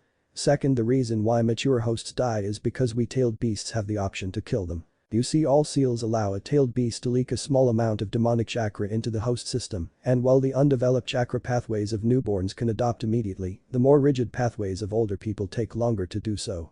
So as long as I don't release too much chakra into her system and let her adapt to me, she will be fine. And you can get rid of the seals. Since I will have direct access to her chakra pathways and can help her heal any potential damage, that should be no problem. How can you make me stronger? Well, the obvious thing is that over time your chakra pathways will widen substantially to accommodate to my presence, and your chakra reserves will grow. Additionally, you will have self-healing abilities thanks to my chakra. And then there is the reason why Naruto could never access my full power, but it will be possible for Hinata with a completely new seal. Naruto nodded in understanding the missing key. Exactly, to the 8 trigram seal as the 4th used it belongs a key, which allows to safely strengthen and weaken the seal. When you are strong enough you could even unleash me myself, little vixen. Hinata staggered a bit at that prospect. But what about Naruto? I don't want him to be in danger because I take your powers from him. I don't think that will be a problem. Among his other talents, he possesses those freakish eyes of his and will be perfectly capable of defending himself. Because of his Senju bloodline and my remaining chakra, he should even retain a bit of his self-healing ability. By the way, Just like my own powers, his eyes naturally increase their wearer's chakra reserves, but since there is a limit to how fast a person's reserves can grow, a lot of that potential growth is wasted at the moment. Alright Fox, let me talk to Hinata about this for a moment. And if we agree, I will make the necessary arrangements. Naruto exited his mindscape and he and Hinata stared at each other. So what do you think? I don't know. See, can we trust him? And is it really safe that you won't die? Well, as I said, I trust Kurama and see him as a friend, and he even had the perfect possibility to harm me in the past if he had wanted to. Anyway, if he thinks we will both get through this alive, I believe him. Hinata, I really hate seeing you at the whims of that Danzo jerk, and I see no other way to help you. So please let us do this. Oh okay, Naruto. It's funny actually. If we were still in Konoha, I would never agree to this because I wouldn't want you to bear that burden and be looked down upon by everyone else. But here people look up to me. They know of the Kyuubi and they respect me for it. And Kurama really isn't such bad company when you get to know him. Hinata smiled, she was happy Naruto had found a place where people saw him for who he was. Alright, let's do this. Naruto entered hyper mode. He gathered sealing equipment, rummaged through scrolls and cleared the middle of the large tent. He went through a couple of hand seals and a small sealing altar appeared, just big enough for a newborn baby. There was a circle of lit candles around it. Naruto and Hinata stared at the thing. Well, you should sit down, I guess. Hinata nodded and sat down on the far too small altar. Take off your jacket and roll up your shirt a bit, I will need access to your belly. When Hinata took off her Anbu jacket and sat before him in a black shirt, Naruto couldn't help but notice that she had developed quite well in certain areas. He started blushing. I am not a pervert. I am not a pervert. Concentrate, damn it. Naruto got into a meditative stance in front of Hinata and entered his mindscape. Naruto looked up to the big fox, who was towering above him once more. We are ready, Kurama. Then let's get started, kid, rip off that seal. Naruto went towards the giant gates. He noted that the paper seal was far too high to reach, but somehow his intention to access the seal caused him to float into the air towards it. When he was right in front of it, he unceremoniously ripped it off. The giant gates burst open and Naruto was flung back a bit into the sour water. Naruto, what are you doing? Kurama and Naruto stared at the newcomer. Dad? Dad? Naruto jumped the former Hokage Minato Namikaze, who had appeared suddenly, and grabbed him in a fierce hug. Naruto, why have you freed the Nine Tails? Well, I kind of have to seal him into a friend of mine to help her. I see Minato was currently accessing some of Naruto's memories and one those unnerved him quite a bit. You have left the Leaf Village. Yeah, I really didn't want to. But things went bad and I think Tsunade Bachan is being manipulated somehow. Minato nodded. I don't mean to disturb this tearful reunion, but I am kind of having problems containing my chakra now that the seal is wide open. Minato stared at the Kyuubi. Naruto detached himself from his father. What do I need to do? Come here, kid, grab onto me and pull. By doing that you should be able to draw out a portion of my chakra. Then cut it off from me with something sharp. Naruto did as he was told, made his way towards the fox inside the open cage and began to pull. He drew a wide stream of red chakra from the beast. Alright, stop, kid, don't be greedy. Naruto nodded, he pulled out a kunai and separated the stream of chakra from the Kyuubi. He could feel the separated power become a part of himself. In a puff of smoke, another person appeared in the room. Kushina. Mom? Again Naruto captured the newcomer into a hug. He was crying tears of happiness now. I am so glad I get to meet you. But how is this possible? Minato grabbed the back of his head. That would be my doing. I sealed some of my own and your mother's chakra into you to help you. Naruto smiled and leaned closer to Kushina. Kurama cleared his throat, not breaking free was getting increasingly difficult. Minato spoke up, Naruto, I will perform the sealing. I will make sure you have some time to talk to your mom. Thanks, Dad. Minato ruffled his hair. I know you will make me proud, Naruto. Make sure your mother tells you about a certain enemy you will have to face in the future. Naruto nodded and the fourth Hokage vanished from the mindscape. Now Naruto, you have to tell me how you have been. Okay, but you will have to tell me how you met Dad. Naruto grinned. Sure. While they were talking, the Kyuubi started to be drawn out the mindscape, but they paid it no mind. Minato took control of Naruto's body. He went through several hand seals and concentrated on the Kyuubi, then he slammed his hand onto Hinata's belly. All the time she had been anxiously waiting for the sealing to occur. Minato could feel the fox's chakra being drawn out of Naruto's body and into the girl, and let his own remaining chakra be drawn with it. There was still one thing he had to find out from the demon. Why are you helping them? How wouldn't you want to know? It's the Rikidou Sennin's prophecy, isn't it? Naruto is the sage of the Six Paths reborn. The fox grinned at the former Hokage. No, I am sure that Naruto is not the reincarnation of the sage of the Six Paths. What do you mean? I won't tell you. The fox grinned even wider. Consider this your punishment for sealing me away against my will. Minato continued to try to get more information from the fox, but soon his chakra was spent and he vanished. Naruto woke up with a terribly aching back. He noticed that they had spent the night on the floor. The ceiling altar was gone and Hinata was still sleeping, her head resting on his shoulder, snuggled against him. We must have passed out after the ceiling. Naruto gently wiped a few strands of hair out of Hinata's face and noticed her unmarked forehead. Nice work, Kurama. No answer. Damn it. Naruto had become quite accustomed to the presence of the Ninetales. He briefly wondered if he would go insane because the demon fox was not talking inside his head anymore. He carefully detached himself from Hinata not to wake up the sleeping girl, gently picked her up and placed her on the single bed in the tent. Then he went about his morning routine. An hour later Hinata awoke, she had slept extremely well and felt well rested. Somehow she remembered lying on something really comfortable, but this bed didn't seem to fit the bill. Good morning, Vixen. Yep. The voice had completely startled her. Teasing you will be so much fun. Anyway, take a look in the mirror, will you? After she had gotten her bearings and remembered yesterday's events, she went towards the big mirror located in one corner of the tent and immediately realized that the curse mark was gone. You have already managed to remove it. I am deep in your debt, Kurama-san. Well, sorry to tell you this, but I could not push enough power through you to really break the seal. Instead I activated its secondary function, sealing off your Byakugan and consuming the seal in the process. But I promise you I will be able to restore your eyes' powers in a few weeks. Hinata nodded, losing her Byakugan was a small price to pay for her freedom, and if she was able to use it again soon, even better. Naruto entered the tent, his Rinnegan active. Good morning, Hinata. Wanna grab some breakfast? I would like to introduce you to my captains, too. Sure, Naruto-kun. Ano, why do you have your eyes active? Well, you see, among other things, they give me the ability to summon special clones which I can control all the time. I can see what they see, and if there is a difficult problem they can directly talk to me about it through a mind link. I let them do most of the boring stuff while it gives me time to train and do other things. Anyway, let's go. He grabbed her hand and led her to a big tent with several tables, which were loaded with food. Naruto introduced her to the black-haired man from the day before, who identified himself as Kentaro Yamamoto, leader of the Yamamoto clan. The Yamamoto all had the ability to store a certain amount of items in a pocket dimension for later use. Then there were Suguna Shikage, an old gray-haired and war-seasoned samurai veteran, and Genri Takeda, member of the Takeda clan, who used birds both for scouting and in combat. Genri had a falcon on his shoulder and fed him from time to time while eating breakfast himself.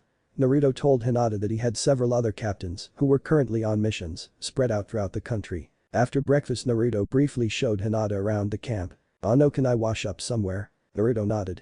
"Sure, but the possibilities to do that inside the camp are quite limited. I'll take you to the river where Fu and I go." He unceremoniously picked her up and suddenly they were standing near a small creek. Right before them was a deeper and wider spot inside the stream where the water was flowing slowly, allowing to take a swim. What was that? That's my father's technique, the Hiraishin. Anyway, I'll pick you back up in half an hour. And in a flash he was gone. Hinata stripped down and waded into the water. The water was cold, but on her missions Hinata had grown accustomed to such circumstances. So she didn't mind and soon grew quite relaxed while swimming a few rounds. Suddenly an electric shock went through her, more irritating than painful. Yep. The girl with green hair was walking towards her on the water, lightning still crackling in her right hand. She stopped right in front of the still submerged Hinata, towering above her and trying to look intimidating. "You tried to hurt my Nyasan." But on her face was more of a pout than an angry stare. Hinata felt a bit relieved. She had wondered what kind of relation Naruto had to the green-haired girl, and it seemed she didn't see him as a potential partner. "I am very sorry for attacking Naruto-kun. I would never want him harmed. He was very dear to me back in the Leaf Village and is so still." The girl nodded and let the lightning in her hand fade out. "He told me about you and how you saved him. Anyway, I'm Fu. Nice to meet you. I'm Hinata Hyuga. How did you get to know Naruto-kun? You seem to have much better ninja training than anyone else I met here." The girl shuddered slightly. "Naruto rescued me from Takigakure. I was not welcome there because I contain the seven-tailed beetle. Has Naruto told you that he sealed Kurama into me?" Fu nodded. "He did, and now that you're like me, do you want to be my Nisan?" She asked this with somewhat exaggerated innocence. "Yes, I would like that very much." The girl grinned. "Then you will have to earn that." Hinata nodded. "Naruto asked earlier if I could help him with your training, and I intend to do so. I should be able to put you through the most effective training possible now that you got the Kyuubi sealed inside you. And you will call me sensei. I would really appreciate your help, Fu-sensei. Anyway, I will let you continue your bath now. See you later." "Goodbye, Fu." "So that's it, huh? What do you mean, Kyuubi-san?" "Well, she seemed to be a bit too forgiving for you trying to kill Naruto. I guess she is planning to get her revenge by putting you through hell in your training. Not that I mind, my container has to be strong, so I approve of whatever she has planned." Hinata winced a bit but promised herself that she would endure the training or punishment rather and become the girl's friend. After Hinata had finished her bath, got dressed again and finished the rest of her morning routine, Naruto appeared and teleported her back to the camp. He led her to a storage tent where they got new clothes for her, now that she was no longer working for the Leaf Village.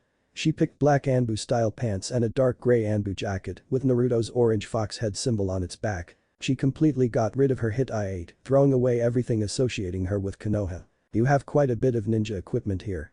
I guess you already made plans for starting your own village. Hey, even better. Let me show you. He led her to a big seal in one corner of the camp. This is a seal I developed myself. It works on the same principles as the Hiraishin. But while the Hiraishin only works for myself and whatever I carry, these seals can transport multiple people or bulky stuff. Even better is that while my clones get destroyed when trying to use the Hiraishin, they can contribute the chakra necessary to the seals, meaning I don't need to be present for the teleportation. Unfortunately, it requires the same seal at both the start as well as the end location. This is amazing, Naruto-kun. Have you taught this technique to anyone, like Fu? He shook his head. Unfortunately, I wasn't able to teach her. I fear that some part of it is some kind of genetic requirement or a bloodline. How far does it go? Well, the maximum range for the Hiraishin and the smaller teleportation seal is about 3 kilometers. I am actually not sure if there is a distance limit for the big seals, like this one. Anyway, step in. After they stood in the middle of the big seal, Naruto went through a few hand seals. In an instant the scenery changed, the army camp was gone, and instead they stood just outside of a small village. On a field nearby, about 30 children were practicing advanced chakra control techniques, ninjutsu and taijutsu with one of Naruto's paths and several shadow clones. On another field, several other kids were instructed in sword techniques by a bunch of samurai. As you can see, I started gathering a bunch of promising students and training them almost immediately after becoming warlord. Most of them are either orphans or from one of the existing ninja clans who joined me. No, what about the samurai? Well, you know, the samurai arts are more common in this parts than the ninja ones. The experienced samurai can do really interesting things by channeling chakra through their swords. Anyway, I was thinking about trying to teach some outstanding students both arts. Even with the sword in the way, they could still do one-handed hand signs. Hinata nodded. It was an interesting idea, but not many people would be able to learn both very different principles of chakra manipulation. No, Naruto, have you taught them anything else but the practical taijutsu and ninjutsu skills? Naruto grinned apologetically and grabbed the back of his head. No. I mean, Iruka's stupid lessons were just boring and didn't help. And I try to teach them Jinjutsu, but since I can't do it, it's kind of difficult. Naruto, they need to be taught how to plan missions, to act in a team, lead a squad, calculate success changes, formulate battle tactics or long-time strategies, and how to handle difficult situations. And have you taught them survival skills? They will need to know how to seek or build a shelter, what plants are edible, how to track enemies and prey, and they need to learn how to be stealthy. If they don't have those skills when starting missions, they will most likely die. Naruto's face fell. Damn it, I really wanted to avoid putting them through that. Well, maybe you can try to teach many of those things in a practical way. Like surviving in the wild for a while under controlled circumstances. Or having them plan and execute mission-like stuff. I don't know, like your old pranks maybe. Naruto hugged her. Hinata, you are a genius. Hinata went beet red. Naruto, but they need to learn discipline, too. Damn it. They made their way over to the group of ninja aspirants. Morning, kids. Good morning, Naruto-sensei. I want you to meet Hinata, she is a good friend of mine and will most likely help me with your training in the future. They greeted Hinata and they told her about their training for a while and how they had come to train under Naruto. Finally, Naruto stepped forward. I am sorry, but we have to go now and I will need to steal my alter ego here from you. I will give you a bunch more shadow clones for practice though. He dispelled his path and quickly collected the chakra metal and sealed it away. Naruto then created a couple hundred shadow clones for them to train with. He and Hinata said goodbye to the children and they returned to the village. Why did you dispel your path and return your eyes to normal? Do they require too much chakra? Naruto shook his head. The reason is that I need to get to Suna and I don't want anyone to know about my powers yet. The Chunin exams are being held there and Gaara has organized a meeting with the Kages and daimyos of the elemental nations where I can state my intentions. Well, of course he didn't include Tsunade and the Fire Daimyo because they might make negotiations difficult, but I guess I'll run into them there. Anyway, wanna come with me? Hinata smiled and immediately agreed, thoughts about a week-long trip alone with Naruto sprouting in her head. Alright then, step in. They had reached a big teleportation seal again and entered it. There was bright flash in front of Hinata's eyes and the landscape had changed completely. The air had become extremely dry and an midday sun shone down mercilessly. Heat was radiating off the dusty streets which were surrounded by tall buildings made of sandstone. they were in Suna. Naruto-kun, this is amazing. What is the distance between Suna and your little ninja village? I don't know. Anyway, let's find Gaara. After a short talk with the Kazukiids, they decided to wander around a bit until it was time for the meeting with the cages. Still in the Kazukiid residence, they met Shikamaru, who beckoned them into an empty room. After putting sound and other protection seals up, they began to talk. "Hello, Shikamaru-san. Naruto, Hinata, it's really good to see you. I am glad you are both alright. Hey Shikamaru. I guess I get you to thank for providing me with food while I was hiding out in Konoha. Nah, I had Anbu following me for quite a while after your escape. I had Shino do it. Alright, then I still need to thank him." Suddenly realization dawned on him and he grabbed Shikamaru by the throat. "Wait a second. You could have sent me a message about what happened to Hinata. Why didn't you tell me?" "I'm sorry Naruto, but Shino and I decided this together, you would have only gotten yourself captured or killed." Hinata grabbed Naruto's arm holding Shikamaru. I think he is right Naruto." Naruto let Shikamaru go. Perhaps he did have a point, but that didn't prevent Naruto from being angry about the situation. "In any case, I am glad that you are alright, Hinata. My father, along with his friends on the council, tried to make the Hokage pardon you, but they were overruled." Hinata nodded. "What about her family? Aren't they Konoha's most powerful and influential ninja clan at the moment? Couldn't they do something?" Hinata went a bit paler, looked at the ground and spoke very quietly. "Naruto, my father was the one who put the cage bird seal on me. Ooh. I'm so sorry Hinata." He put his arms around Hinata to give her a hug. Shikamaru was a bit intrigued. "So if he put the cage bird seal on you, why don't you have it now?" "Oh no, Naruto found a way to remove it." "Then you should maybe put a headband on to pretend you still have it. You are bound to run into one of the others sooner or later and it might be beneficial if they think they can control you and blackmail Naruto." "What? No way. I want to send a clear message that Danzo bastard that he should not mess with me. This information is a powerful tool, Naruto." Naruto took a glance at Hinata and noticed she was looking at him with pleading eyes. She obviously thought Shikamaru was right. Naruto let his head sink in defeat. Alright. So judging from your appearance, you are that hotshot new warlord in the West, aren't you Naruto? "Yeah, I won that title 1 year ago and we have made some progress until now. But it is still a long way to a unified West." Shikamaru nodded. This was very good news, something he could possibly use for his plan. "Anyway Shika, what's new in the leaf?" Shikamaru's face grew darker as he started to report. "Sasuke was married to Sakura half a year ago after a bit of intervention from the council." "Wow, Sakura must have been really happy about that." "Well, Sasuke has grown very detached and obsessed with his training this last 2 years, even more than before. His loss against you at the Valley of the End against you seems to be troubling him greatly. Well, and apart from that, Sakura is surely not happy about what the council decided a few weeks ago." "What do you mean?" "Well, since Sasuke is the last of his clan in Konoha, he is eligible to be part of the Clan Restoration Act, meaning he is to take multiple wives. But Sasuke strictly refused to be paired with civilians or elder women.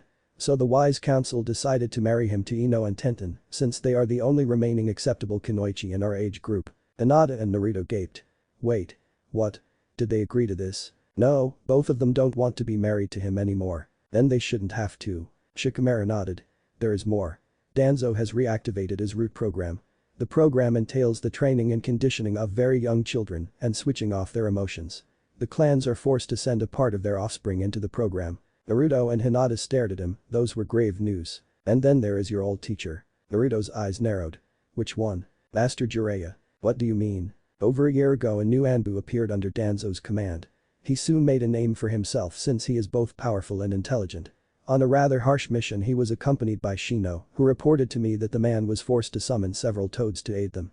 And he has white hair, even though it doesn't look anything like his old mane. But I'm working directly for the village, quietly following orders. That doesn't sound anything like him." "Exactly. Huh? Oh no. If you think about it, it makes sense really. Lady Tsunade and Master Jiraiya are possibly the 2 strongest and most influential ninja in the village and would be the first to directly oppose Danzo. So they were obvious targets for whatever he did. We have to stop this." "Are you sure it is Danzo? And do you still not know anything about the method he uses?" "I am reasonably sure that Danzo Shimura is the one controlling the Hokage, but the how is still a complete unknown. I would actually like Hinata to take a look with her Byakugan to see if she can find something out." "I am sorry, but I currently cannot use my Byakugan." "How, why?" That's a secret." Shikamaru shrugged. If they tried to keep something hidden, he wouldn't stop them. "Too bad. Well, we have informed the Fire Daimyo about our suspicions and gave him what little proof we had about Danzo manipulating Lady Tsunade. We tried to convince the Daimyo to stop Danzo's actions and force him to release his grip on the power. But he is actually pleased with Danzo's approach because he thinks it will make his village stronger. So as you can see, the overall situation is quite grim. To improve it, I have thought of a plan to protect my own and our allied clans from Danzo's actions. Additionally, it could destabilize Danzo's support on the council and probably turn the population against him. But most of all, I hope this will change the daimyo's opinion. But I would need your help. This is stupid. We should do something finally and not talk about destabilizing or crap like that. What do you want to do? Start a civil war? The streets would run red with blood and our allies are still outnumbered. Or do you want to go to the Leaf with your own army? I can guarantee you in that case every single Leaf ninja will stand against you. We need to free Tsunade Bachan from his influence. Well, about that. We had Ino try to enter her mind 3 weeks ago. He lowered his head. She is still in a coma. Will she be alright? Yeah, we think whatever caused this will expire eventually. Currently though, even her father can't help her. Anyway, bottom line is we don't have a clue how to free the Hokage. Then we need to kill Danzo. With a little luck, Bachan and Iro Sennin will be free once he is gone. I never thought you would ever use such tactics, Naruto, or even actively try to kill anyone really. Naruto's face darkened. Well, I learned the hard way that sometimes it is better to kill one enemy than allow him to hurt your allies. I hope you won't use that new course of action too freely. Temari is very thankful for what you did with Gaara, you know. I don't think you can compare Danzo to Gaara Shikamaru. Don't worry, I will be very careful when picking my targets. Shikamaru nodded. Well, if you want to kill Danzo, you should know that he has been very cautious over the last 2 years. He is almost always with Lady Tsunade, protected by multiple Jonin and his special Anbu. I don't think you stand a chance. You have no idea what I can do, Shikamaru. Shikamaru sighed. Fine, your best bet would be attacking them on their way back to the Leaf. You should probably wait until they have crossed into Fire Country territory. And don't get yourself killed. Don't worry, Shikamaru, that Danzo guy is as good as dead. Alright, but please still listen to what I had planned. Think of it as a backup plan. An hour later, Naruto and Hinata entered the meeting room together with Gaara. As their host, Gaara was the first one to speak up. Honorable Kages, daimyos of the elemental nations, I'd like you to meet Naruto Uzumaki, warlord of the West. After Naruto had introduced himself personally to the Kages Mei and Inoki and the 3 daimyos, he began to talk. My friend Gaara has informed me that many people in the elemental nations are somewhat apprehensive about the idea of a unified West. I am here to assure you that I have no intention of ever holding lands in the East. Furthermore, I would like to sign non-aggression pacts with every one of you and be allowed to send my own genin teams to the elemental nations Chunin exams in the future. Mei spoke up. I currently see no reason why we should refuse such a request. However, we are short one Kage and daimyo. Why is the Leaf in the Land of Fire not present? As you are probably aware, I am a former Leaf shinobi and currently listed as an A-class missing nin. Well, my promise to not hold any lands in the elemental nations of course applies to the Land of Fire as well. There will be no non-aggression pact with the Leaf, since I still have certain objectives in that village. Everyone nodded. Well, there was peace within the East. The villages were certainly not against the idea of the other villages getting into trouble. But you must be aware that your friend Gaara, as you call him, will be forced to stand with the Leaf should you take any action, since Suna and Konoha are allied. I didn't really think this would be the case. This whole meeting was far too well planned out for that. But he still wanted to know what cards they were holding. That is not the case. Gaara's voice was as monotone as ever. Our treaty with Konoha has expired a few days ago. One of the main purposes of Lady Tsunade's presence here is without a doubt the renewal of the alliance. But as things stand, that will not happen. Everyone nodded. One more thing. Naruto was a bit nervous. This was the deciding point. My full name is Naruto Uzumaki Namikaze, but I assure you, Lord Tsuchikage, that I hold no ill will against Iwa. Onika's eyes went wide. Minato Namikaze was a war hero of Konoha in the Third Great Shinobi War and hated enemy of Iwa. You are the son of the 4th Hokage. Yes, however, I am currently unable to back up that claim. But I am sure the Hokage will be more than ready to prove my parentage to you. Inoki nodded. Of course the Leaf would try to turn him against Naruto. But after what Naruto had told them, it seemed Inoki could just as well have the boy and his former village battle it out. A most interesting situation. Very well, I will accept the non-aggression pact. Naruto was relieved. He had achieved what he wanted. After the meeting was over, Naruto decided they should watch the finals of the Chunin exams. He and Hinata were making their way over to the arena when they ran into someone with pink hair. Sakura. It was none of Naruto's usual happy greetings, more of a statement. Hello, Sakura-san. Somehow Hinata managed to put enough malice into her voice that Sakura shuddered slightly. Hello, Naruto. Hinata, her eyes narrowed. Naruto, you are an A-class missing nin. Give me one reason why I should not apprehend you. Naruto shrugged. The same reason why I am not allowed to pound some sense into you and whoever's with you. That diplomacy stuff. If I attack you here all the other cages will be pissed at me, same for you and everyone else from Konoha though. Who would grant an idiot like you diplomatic protection? Naruto groaned, Sakura was deliberately being a bitch. Sakura, you know Gaara and I have a history and we have been friends since back then. And for the record, I have control over a territory almost as big as Fire Country right now, so there is reason enough for me to have diplomatic protection. Sakura scoffed, he held most likely some backwater country which would soon collapse under Naruto's guidance. Anyway Hinata, why are you with the idiot? I heard you were on a long-term mission. Well, I was arrested because I helped Naruto escape and then was used to carry out suicide missions until I met Naruto again. You helped him? Don't you know what he is? No, I don't. Why don't you tell me, Sakura? He is a monster, Hinata. He is being controlled by the nine-tailed fox. Funny that he seems so much more human than other people. If I had to choose whether to call him, Danzo, or my father a monster, I would most definitely not choose Naruto-kun. Danzo is a great man. A great man. And you simply ignore that he has people marry who do not want to and that he steals little children from their families. My mother told me that was necessary to ensure the Leaf's future and the strength of its future shinobi. Your mother told you? Wait a second.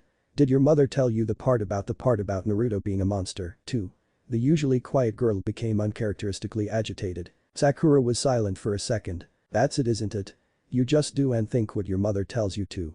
Sakura, I thought you were a stupid bitch before, but you are just pathetic. Naruto knew the situation was escalating quickly and tried to change the subject. Anyway, I heard you are married to the team now. Sakura was still gaping at Hinata since she hadn't expected such an outburst from her, but as she registered Naruto's words, she turned to him. Stop calling him Team Yubaka. She almost hit him out of reflex but stopped just in time.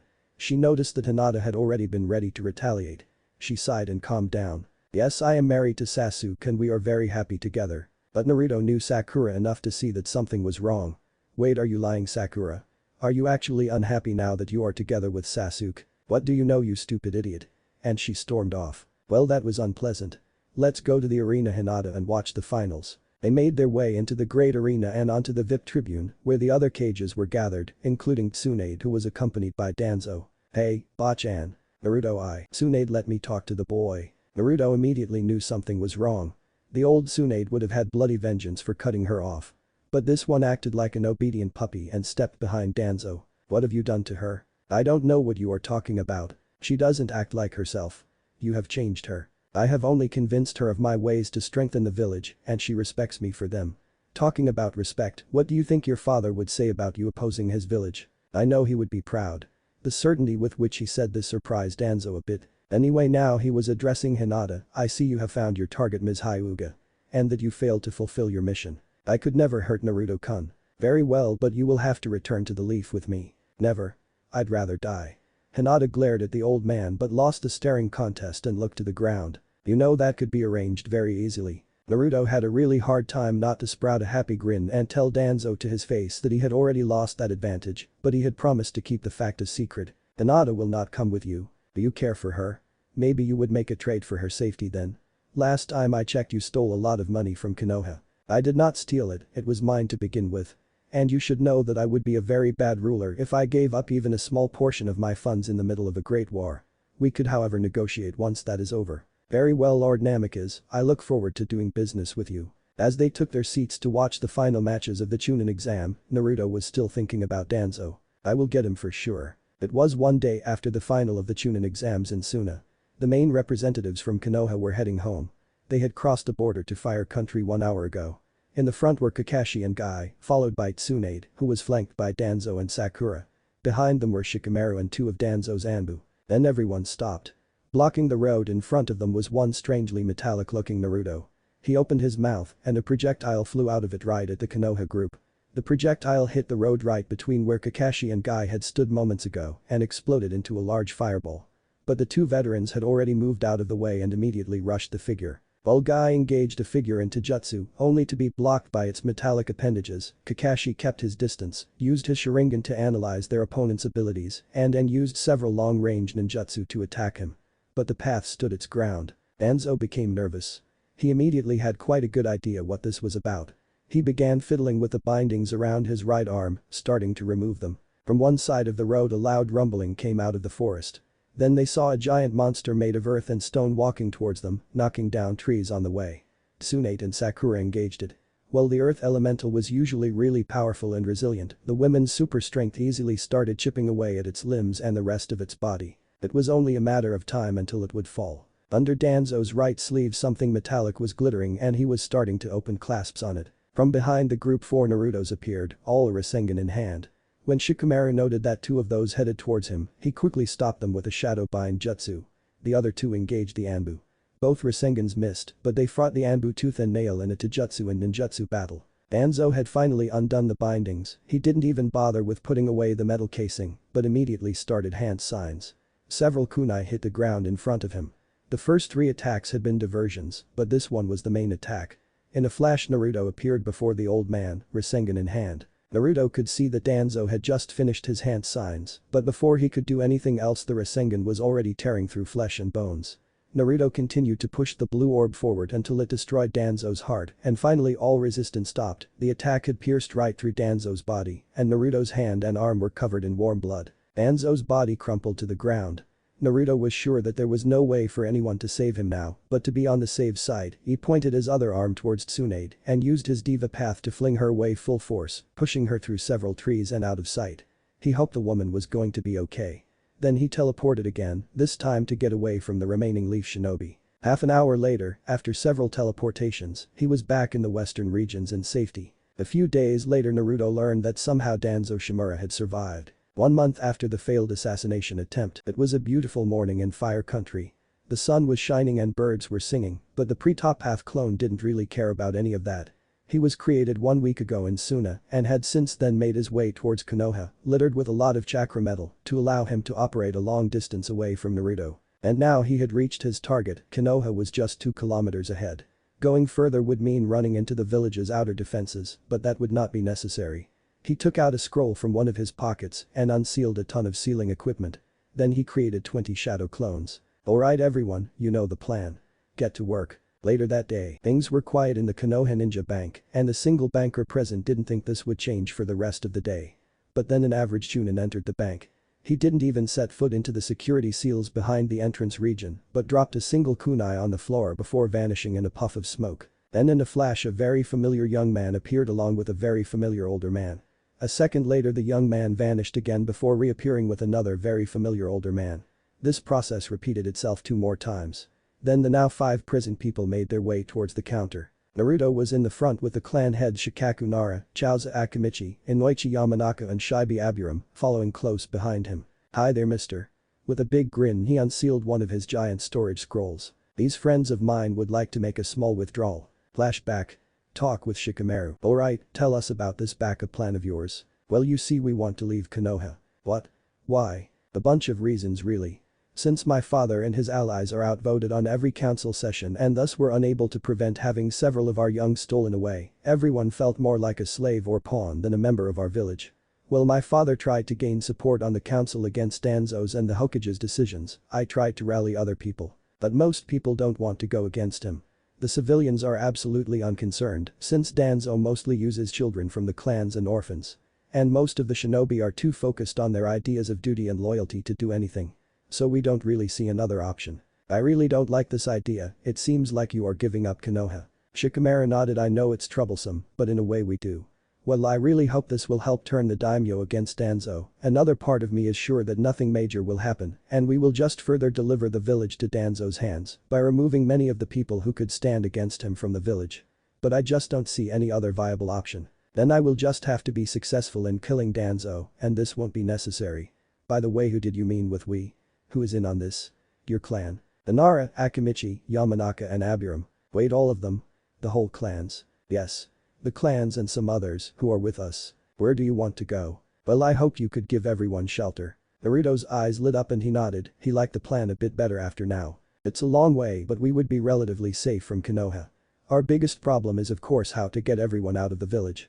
I was thinking of a diversion, something along the lines of a giant fire maybe." Naruto shook his head. "Shikamaru, that is actually the least of your problems." "Huh? Wait a second, I'll show you." Naruto quickly unsealed some of his sealing equipment and drew 2 teleportation circles on the ground. Then he beckoned Shikamaru into one of them and after a few hand seals he appeared in the other one. "These things have a range of 3 kilometers.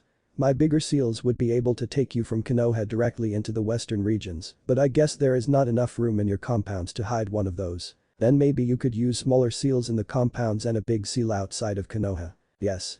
That could work. Do you have enough chakra to pull off something like that? You would have to teleport about 600 people after all. Easily.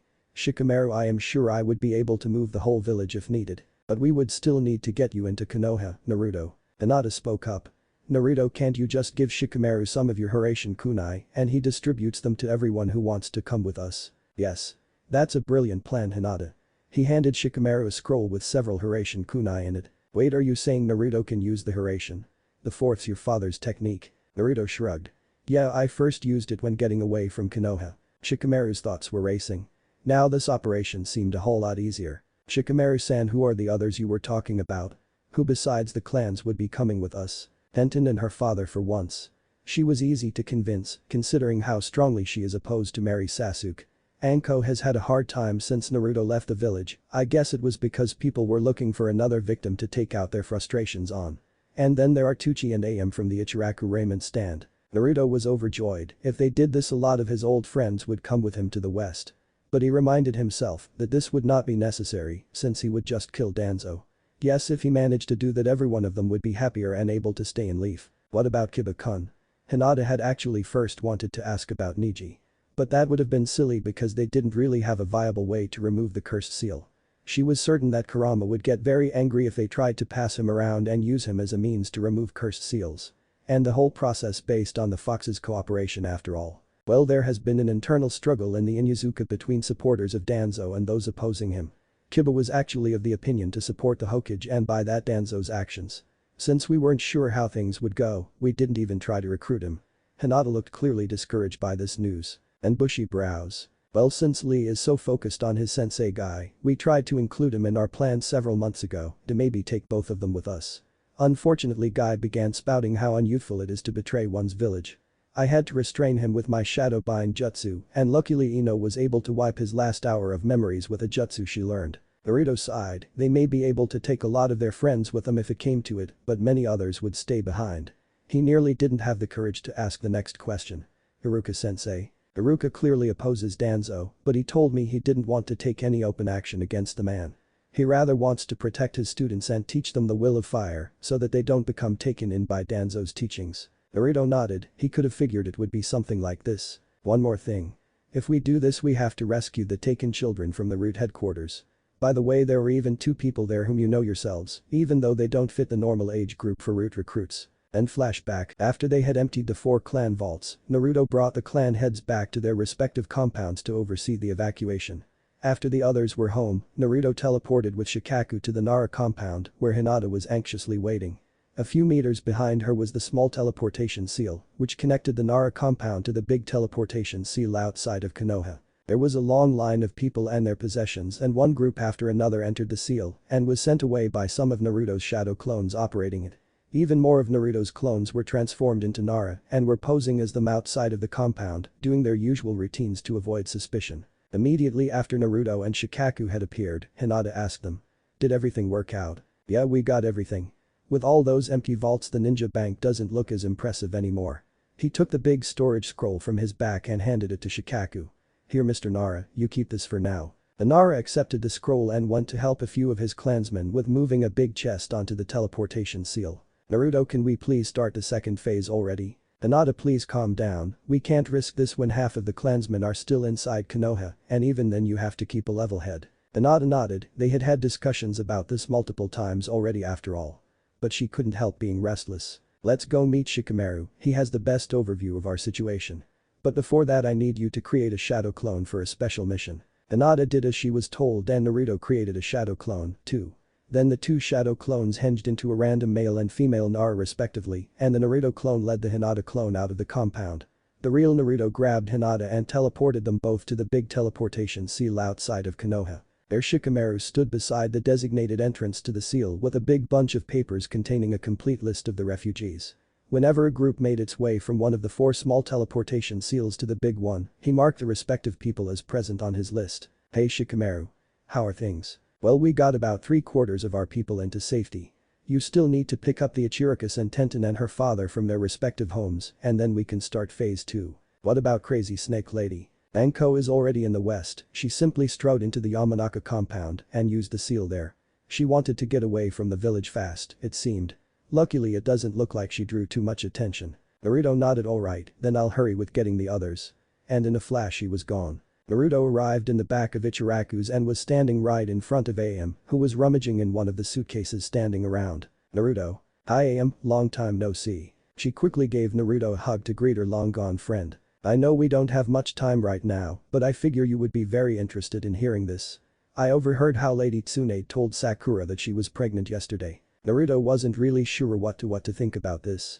After their last encounter he had wondered if Sakura shouldn't stop seeing Sasuke, if even she couldn't be happy around him anymore. But with her being pregnant now, things would get really difficult if Sasuke didn't change. I hope she will be fine after this. I am not sure Sasuke treats her right. Naruto, since you were gone she has been talking badly about you basically non-stop. You really shouldn't show her any sympathy. Naruto shrugged. Whatever happened, he was basically incapable of resenting the girl. Anyway, I'm glad we get away from this village. Can you believe many people actually celebrated when it was announced that you would be turned over to Danzo? Unfortunately Naruto had no problem imagining this to happen. He knew that despite everything he had done before his flight, most of the villagers still resented him. At least their celebrations came to a sudden stop when your escape was made official. AM called her father from the counter to the back of the raiment stand and after a short reunion between the blonde and the old man, Naruto created 2 shadow clones to take their places and avoid suspicion. Then he transported both of them and their luggage in multiple jumps to the big teleportation seal. After that Naruto teleported to the weapons shop where Tenten and her father lived. Her father had closed the shop for the day since they were taking everything in it with them and it was impossible to hide that fact from possible customers. Tenten only greeted Naruto briefly and then demanded to be taken away as fast as possible to flee from the village, which tried to have her marry Sasuke Uchiha. Naruto complied and quickly teleported her outside of the village. Then he returned to get her father and their possessions. Transporting their luggage was easy enough, it was only one bag filled to brim with storage scrolls of all kinds of sizes. After Naruto reappeared with a man at the big teleportation seal, Tenten immediately dragged her father towards it. Naruto rejoined Hinata and Shikamaru, his father Shikaku was with them. Wow, she really hated the idea of staying in the village and marry the team. Shikamaru nodded. Yeah, she was absolutely ecstatic when I first presented the plan to her. Then his attention was drawn to one of the small teleportation seals, where Inoichi appeared, carrying a still unconscious Ino, with his wife next to them. They slowly made their way towards the big teleportation circle. But that the evacuation of the Nara and Yamanaka is complete. Only about 15 Aburame and 10 Akimichi still need to make their way through the seals, and we haven't had word of any troubles. Does that mean we can finally go? Yes Hinata, we'll rescue your sister now. Naruto was a bit concerned that the usually calm and collected girl was this agitated and he hoped that it wouldn't cause any problems. How is your chakra Naruto? You have been teleporting people all day and created a ton of shadow clones to pose as the missing clansmen after all. I have used up a bit more than half of my chakra so far. Don't worry, I'll be fine. Shikamaru nodded and handed his lists over to his father before Naruto, Hinata and Shikamaru stepped onto one of the now unused teleportation seals and Naruto brought them towards another seal outside of Konoha. A few minutes later they were observing the 2 Anbu guarding the great metal doors to the root headquarters just outside of the village walls. I'll take care of them. Hinata circled the Anbu in the cover of the forest. She made a few hand signs and then rushed towards the first one. The Anbu didn't react immediately and when he did, it was too late, Hinata had reached him and after one strike to the chest he crumpled to the ground dead. Shikamaru was impressed. She had used a simple genjutsu to delay their reaction for just a few seconds and that was enough. A second Anbu tried to get away from Hinata but she was faster and in hand-to-hand combat a Hyuga was absolutely deadly. A second Juken strike to the heart later he was dead too. Hinata is scary. What have you been teaching her? Naruto shook his head. She has been with me for a month only. This is Danzo's training showing. Shikamaru shuddered, he should have figured this much. With their Byakugan and ability to kill by touch only, the Hyuga had the tools to be excellent assassins. But most of them were too obsessed with their ideas of honor to go down that path. They joined Hinata in front of the great metal doors. Naruto created his 6 paths and planned to blast the doors open with his Diva Path's gravitational powers. But Hinata beat him to it. She coated her body in demonic chakra and after a few punches the metal doors first bent and then burst open. Hinata let the chakra cloak dissipate and was breathing hard. Nevertheless she stormed into the complex only seconds after that. Shikamaru and Naruto stared after her. Troublesome. It seems by taking Hinata's sister, Danzo has unleashed a monster. And what kind of power was that anyway? Naruto only shrugged. Then both followed after the agitated girl. Naruto left his protection path at the entrance to defend it against incoming Leaf Shinobi. In the entrance hall lay the bodies of 2 more root Anbu. Hinata was nowhere to be seen. Shikamaru stayed in the entrance hall and took out another list. He was to make sure they rescued all the taken children. Naruto left several shadow clones with him, who started drawing a new teleportation seal. He and his remaining paths fanned out into the complex. Shiri Aburam was having another bad day. Their instructor was making her and her partner dodge kunais again, and she was sure that he loved seeing them run for life, bleed and scream. Logic dictated that they somehow had to escape, but there was never a chance to do that. Their instructor had used a specific seal again this morning, which cut her off from her hive mentally and made her quite helpless. She was sure that he loved seeing her at his mercy. Shiri realized too late that their instructor had now thrown 6 instead of only 3 kunai, and she was unable to dodge 2 of them. But then her partner intervened. He blocked one of the kunai with his arm, and his ninkin, his little ninja dog, jumped and picked the other one out of the air with his snout. The boy drew the slightly blunted kunai out of his arm and was now bleeding. Since their instructor had forbidden them from working together for this exercise, Shiri knew that he would punish the boy. Her partner had taken quite a lot of their instructor's hellish punishment for quite some time now actually, and often it was for defending her. This confused Shiri greatly, since the boy's actions defied all logic. Suddenly the door burst open and a young man with blonde hair and strange eyes entered the room. Their instructor seemed very surprised about the sudden intrusion, and that was his downfall. The blonde rushed towards him and quickly shoved a blue ball of chakra into the evil man's chest and sent him flying. Then he turned to her. "Shiri Aburam?" She nodded. I knew it. Of course the sunglasses wearing one is an Aburam. Anyway, I'm here for you. Your family is leaving Konoha and you're coming with us." She nodded. She wasn't sure if her family was acting according to logic, but that didn't matter. She was just happy to get out of here. "And who are you?" "Hiro Inuzuka." "Of course, the dog. I'm sorry kid, but your family is not going with us." "Well, if you want you can come, too. But you won't be able to return to Konoha and see your family for quite some time then." The boy looked crestfallen, obviously unsure what to do. "Either go with a complete stranger away from Konoha and your family or stay and most likely be subjugated to more of this hellish training in isolation from the rest of the village." Shiri knew that logic probably dictated for the boy to stay. He might be able to return to his family and friends once this was over, and if he went chances were that the council would demand another child from his clan. But somehow Shiri didn't want him to stay. She extended an arm towards the boy. Kiro had been thinking hard before, but when he saw her gesture his face lit up and he gladly took her hand. He gave a determined nod towards their rescuer to signal that he would come with them, and his ninkin barked his approval. Naruto was running through the halls of the root complex, searching for more of the children and for Hinata. He paid some attention to his shared vision with his paths, who had so far rescued 10 children. He still couldn't comprehend how these people could put 5-year-olds through such brutal training. Suddenly Naruto noticed the feeling of demonic chakra in the air and immediately rushed into the direction it came from. Naruto took several wrong turns because the corridors sometimes went into directions he didn't expect and he lost some time because of that. He was worried by loud crashing sounds which rang through the complex, obviously originating from the same position as the demonic chakra. He finally arrived in a large hall where he saw 5 dead root Anbu lying on the floor with horrible injuries and missing limbs. The large cement pillars in the room had been destroyed during the fight, which caused the ceiling in the middle of room to come crashing down.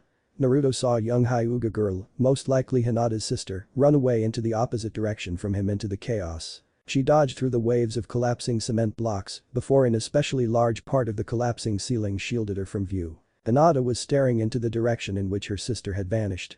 She only had some long scrapes on her arms and legs and was otherwise unharmed, but she looked completely exhausted. She was breathing hard, was looking very pale, and she was even swaying slightly. "Hinata, are you alright?" Now that he had gotten closer he could see the girl was shedding some tears. She let her head sink in defeat. "She doesn't want to come with us." "Well, we could still take her, these rocks won't stop us." "Maybe she is being manipulated." Hinata just shook her head. "No, Hanabi is doing this of her own free will." Now she looked at him determined. "I won't force her." "Are you sure? Will you really be alright with that?" "Yeah, please let's just get out of here." Naruto nodded, grabbed Hinata and teleported them back to the entrance to Shikamaru. "Have we found everyone, Shikamaru?" Shikamaru sent a worried glance towards Hinata but started to report. "Well, you found all our clan's children.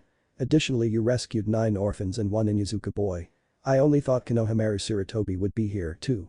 Naruto cursed. After what Shikamaru had told them, he had expected to run into the third's grandson here somewhere, but somehow that hadn't happened. Hinata, could you use the Byakugan to look for him and any other children we might have missed? Yes, Kurama-san managed to unseal one of my eyes yesterday. She shuddered slightly, her eye wasn't restored completely and still hurt a bit when she used it. And she definitely didn't look forward to the painful procedure of the fox unsealing her other eye. Byakugan. After scanning the complex for several minutes, she came to a conclusion. I'm sorry Naruto-kun, but Konohamaru isn't here. Only my sister and a few older root members are remaining. Shikamaru already had a theory. Maybe Danzo puts him through special training somewhere. He is the son of the third Hokage after all. Damn. Well, alright, let's get out of here then. There is nothing we can do. They all stepped onto the teleportation seal and Naruto started his hand signs. Dope. The call rang through the entrance hall. Naruto knew that voice. I'll be there in a second. He stepped out of the teleportation circle and with a few hand seals, he sent Hinata and Shikamaru away before they could protest. Sasuke. How did you get in here? Gritting his teeth, the Uchiha answered.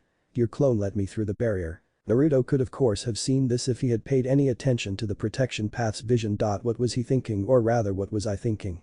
I am still in the middle of enemy territory. I need to make this quick. Anyway Sasuke, what have you been up to since I was forced to leave the village? I trained to become strong enough beat you. What is up with your eyes, dope? Well, I kind of lost one eye and found this cool replacement ones in one of Orochimaru's lairs. He was definitely not going to tell Sasuke that his eyes were basically an evolved Sharingan. Anyway, I heard congratulations are in order. Sakura is pregnant. Sasuke scoffed and shrugged. Sasuke, she really cares about you. Don't do this to her. I don't care. My first goal is to kill Itachi. She is an inconvenience. Naruto just shook his head. Sasuke, you don't have to be like this. You don't need to act like a total asshole to become strong. I am only with Sakura because it was one condition for Danzo to train me. Naruto blinked. Danzo trains you? Sasuke, why are you so drawn to power-hungry maniacs? What do you mean? Haven't you realized that he somehow manipulates Tsunade into doing his will? That was the reason why I had to leave Konoha. And that's just besides the facts that he steals little children from their parents to train them and wants to marry you to women who do not want to marry you. All that doesn't matter, Danzo's training is much more effective than that of that lazy-ass Kakashi. Listen Sasuke, how about you come with me? Sakura too. We can be a team again and I and some friends of mine can teach you quite a bit. As I said, you don't need to be an ass or turn to power-hungry maniacs to become strong. I would never accept your help, dope. I will always be superior to you and I will prove it. And that means any training from you or your friends would be pointless. Naruto growled in frustration. Now Sasuke was really pissing him off. So you will continue work for Danzo? He is just a stepping stone for me to gain power, just like you. Fight me, dope. Sorry Sasuke, I am kind of exhausted and need to get out of here. You will fight me now, Naruto.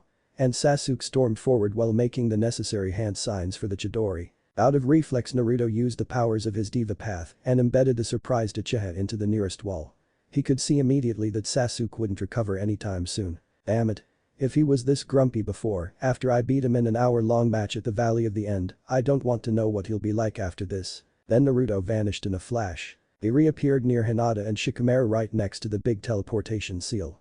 Shikamaru was looking through the lists his father had left him before using the seal. The girl captured Naruto in a quick hug. I'm glad you are alright. As if Sasuke could touch me as things are now. Anyway Shika, how does it look?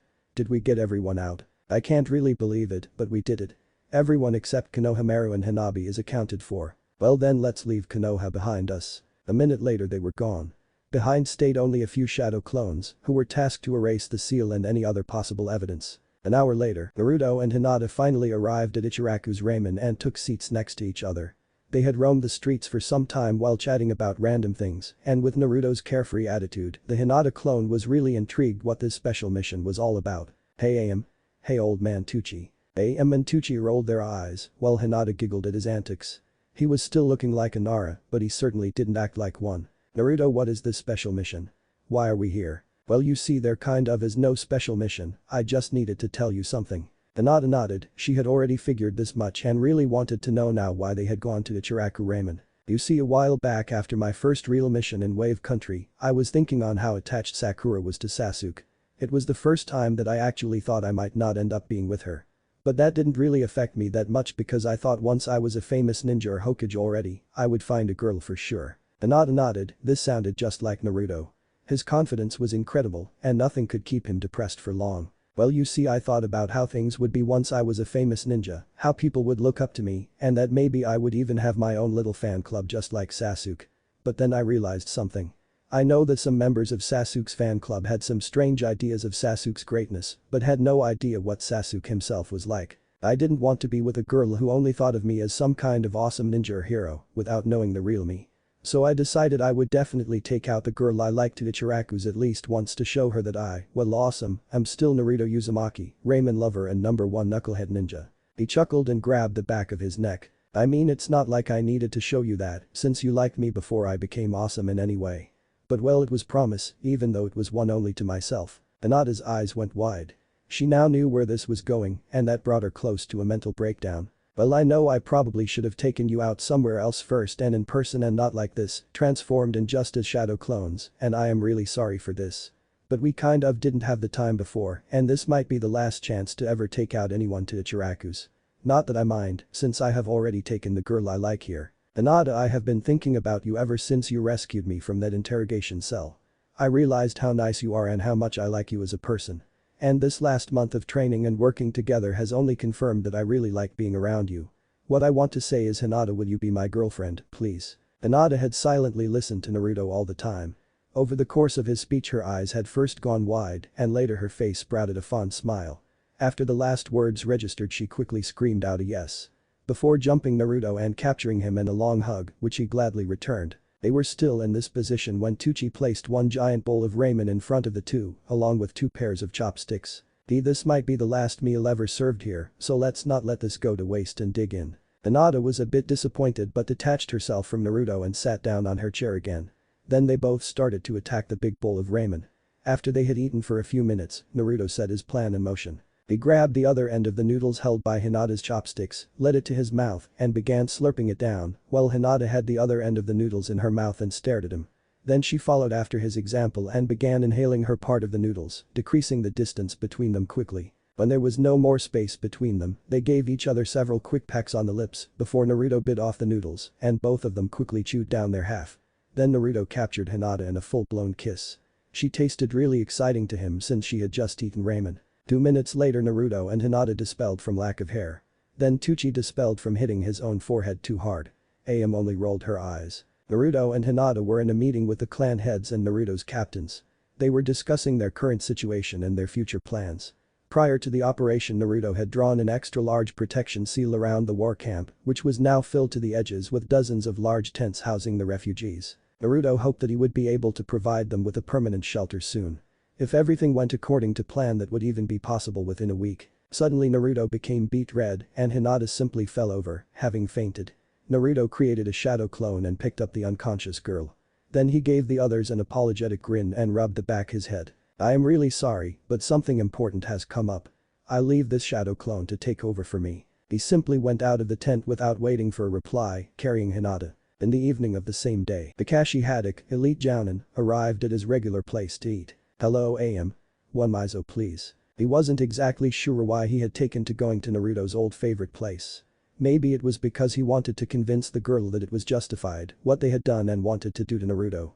But maybe the real reason was that he needed to convince himself of that fact. The girl glared at him like always but started preparing the ramen anyway. When she was done, she handed him the bowl with a strange glint in her eyes. Kakashi was alert immediately. He sniffed the noodles to check for poison, and after that didn't produce anything, he used a special tincture on a small drop of the ramen broth, which would turn red if it contained poison. It didn't. He shrugged, he thought he had just been paranoid. So he dug in and swallowed a big amount of noodles at once and immediately regretted his decision. Something very spicy had been mixed into the ramen, and Kakashi was rolling on the floor clutching his burning mouth.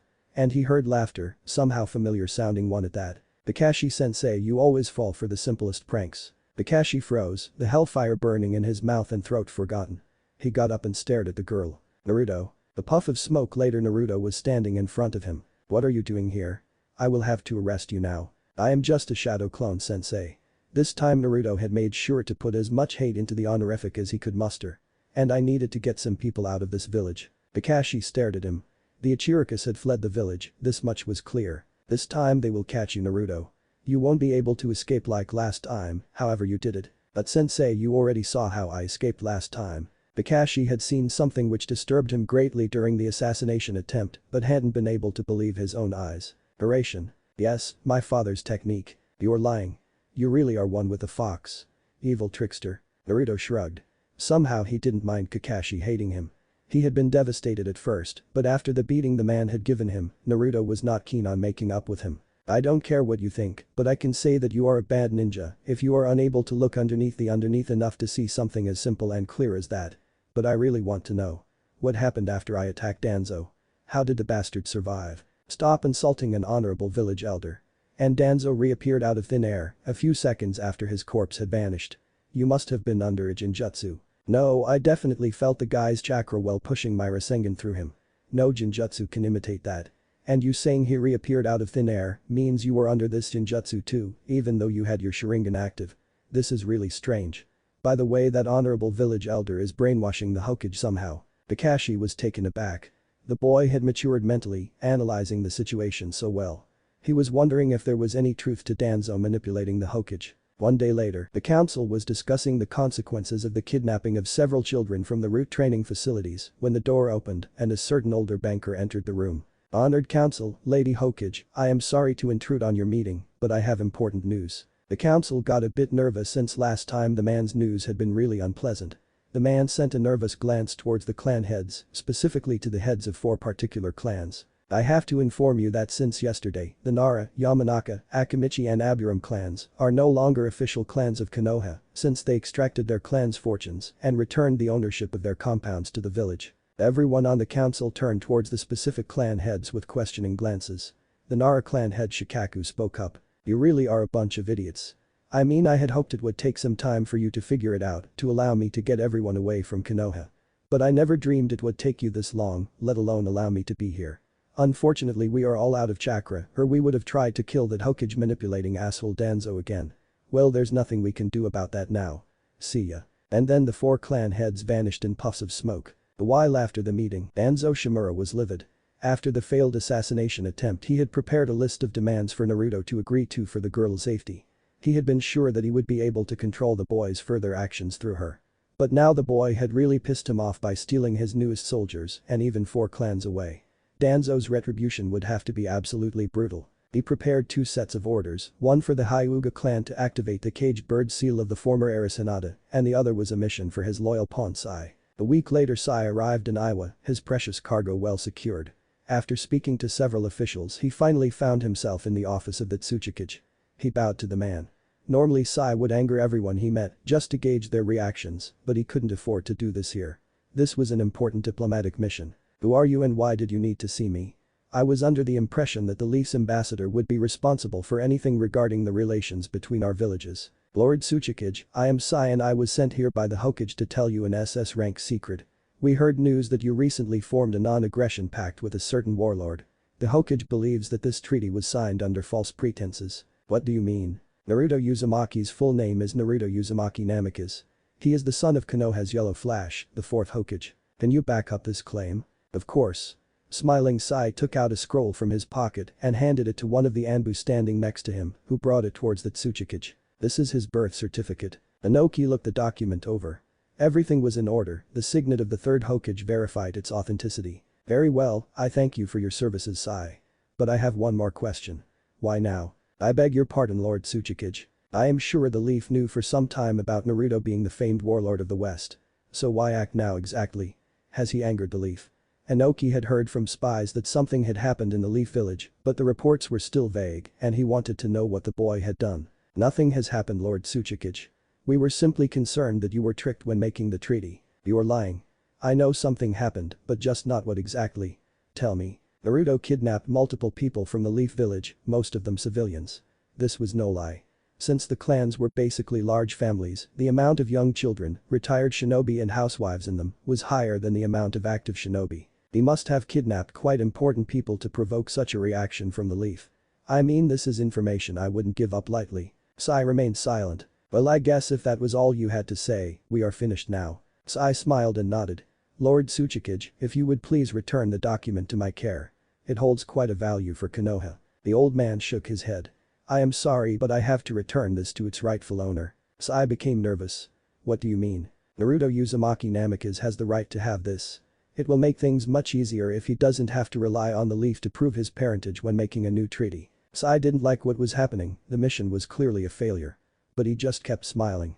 The Hokage won't be happy about this. Inoki shrugged, he didn't really mind pissing off Konoha since he never overstepped the boundaries of their existing treaties. After Sai had left, Inoki contemplated the impact of what had happened. With a little luck, the situation between Konoha and the warlord would escalate further after whatever the boy had done. Inoki congratulated himself for the decision to stay out of this and watch the things to come from the sidelines. One day after the clans escaped Konoha, Naruto was standing in front of his captains, the clan heads, some of his troops and a lot of the refugees, including all of his present old friends and classmates, and he loved it. Being the center of all attention was something he reveled in. Close behind him stood Hinata, being a bit nervous after Naruto had dragged her onto the small podium. "Everyone. I am really happy to stand before you all. When I first made my journey to the west, I was sure I would return to Konoha one day and be Hokage there. But now, after everything that happened, the new friends I found here and the old ones that joined me, I am determined to make this place my home. Of course, the tents you are all living in right now won't do for much longer. Just a few kilometers to the west from here lies the old capital of the long-gone Western Empire. Constant fights about dominance over the city have left it in shambles. Right now it has been abandoned by all military powers since it lies in the center between all three remaining factions in this war. That means taking the city is a risk because our enemies are only waiting for one of the others to make a move on it. But this is a risk I am willing to take because I know that with all of you, we will easily be able to beat them back. We will use the location of the city to our advantage and finally unite the West again." All of Naruto's soldiers cheered at this. "In the city we will be able to find a permanent shelter for everyone here and maybe a new home. I know that many of you hope to be able to return to the Leaf Village soon when Danzo is gone, and I promise that I will do everything in my power to help rid Konoha of his dominance and enable you to return home. But I would welcome everyone who decides to stay here in these lands with me and help me unite and protect them." There was a lot of cheering from all of his soldiers and appreciating murmurs and a few cheers from the refugees. "There is one more thing we need to inform the refugees about since they would find it out soon enough anyway." Naruto looked towards Hinata, who was hiding her head between her shoulders, looking to the ground and shuffling her feet slightly. She was obviously unable to make the announcement herself. Naruto sighed. "I am no longer the host of the Nine-Tailed Fox. Show them, Hinata." Naruto stepped behind her and she became even more nervous than before. Hinata started drawing on the fox's power and coated her body in a cloak of red demonic chakra. Suddenly the chakra seemed to take the form of a smiling fox head and all the refugees stared at her in a mix of awe and fear. Hinata let the cloak dissipate again and quickly hid behind Naruto from the stairs. After a quick glance at the girl, who tried to get away from the attention, Naruto continued. "We were hiding this fact in the elemental nations to protect Hinata from the Akatsuki. But here everyone knew about Fu and myself being Jinchuriki already, and with the training we have Hinata do, she wouldn't be able to hide this fact anyway. Nevertheless, I ask you to be extremely careful about telling these things to outsiders. One more thing. Since my escape from Konoha, I have been on good terms with the fox. I don't want you to suddenly think of him as a good guy, just know that some things were not under his control back when he attacked the leaf." When Naruto stepped down from the podium, he contemplated his position. The morale among the refugees was quite bad. This was to be expected, even though everyone agreed to the plan to leave the village, only a select few had been happy about it. It had been a necessity to protect the children of the clans, but it still was a move that conflicted heavily with the shinobi's sense of duty, and they still saw the leaf as their real home. Naruto once again swore to himself to free the leaf to enable the clans to return. Even though he would of course prefer it if his friend stayed with him. Something was irritating Shino. There was a certain smell in the air that drew him in and excited him. And he wasn't the only one affected, his hive was going absolutely crazy. It smelled like Hive Queen. Even with his closeness to insects, this was a very strange thought for the Aburame. He knew quite well that such concepts didn't apply to humans. He followed the smell through the army camp to the point where it was really strong and someone was blocking his path. Standing before him was a girl, about his age, with green hair. Shino leaned closer to her and sniffed, he was now sure the smell came from her. The girl furrowed her brow and regarded him critically. "You smell really good." Slap. And the girl stormed off, leaving Shino with a swelling cheek. Later that day, Naruto was overlooking the once great city from a small part of the city walls. Most of the wall was still intact, but every few hundred meters there were big holes in it. With Naruto were a dozen of his most trusted ninja. "Hinata, can you scan the city and tell us what to expect?" The girl nodded and activated her Byakugan. "I can't find any enemy soldiers or ninja, they must all have left the city. Most of the civilians have weapons in their homes, but I think it is to protect themselves from looters. There are several deserted barracks and buildings that could have been clan compounds. They are mostly intact but littered with traps. A lot of the exploding powder used in this regions is utilized in those, most likely because they don't know how to create explosion tags.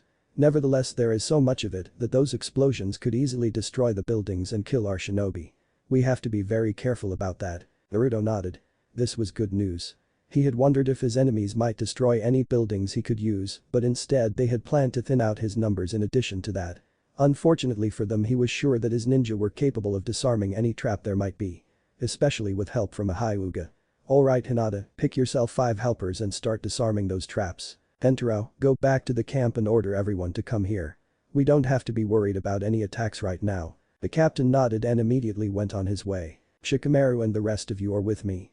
We will find out if this place has still some kind of administration and start setting up our own. One day later, Naruto had taken residence in the old town hall of the city.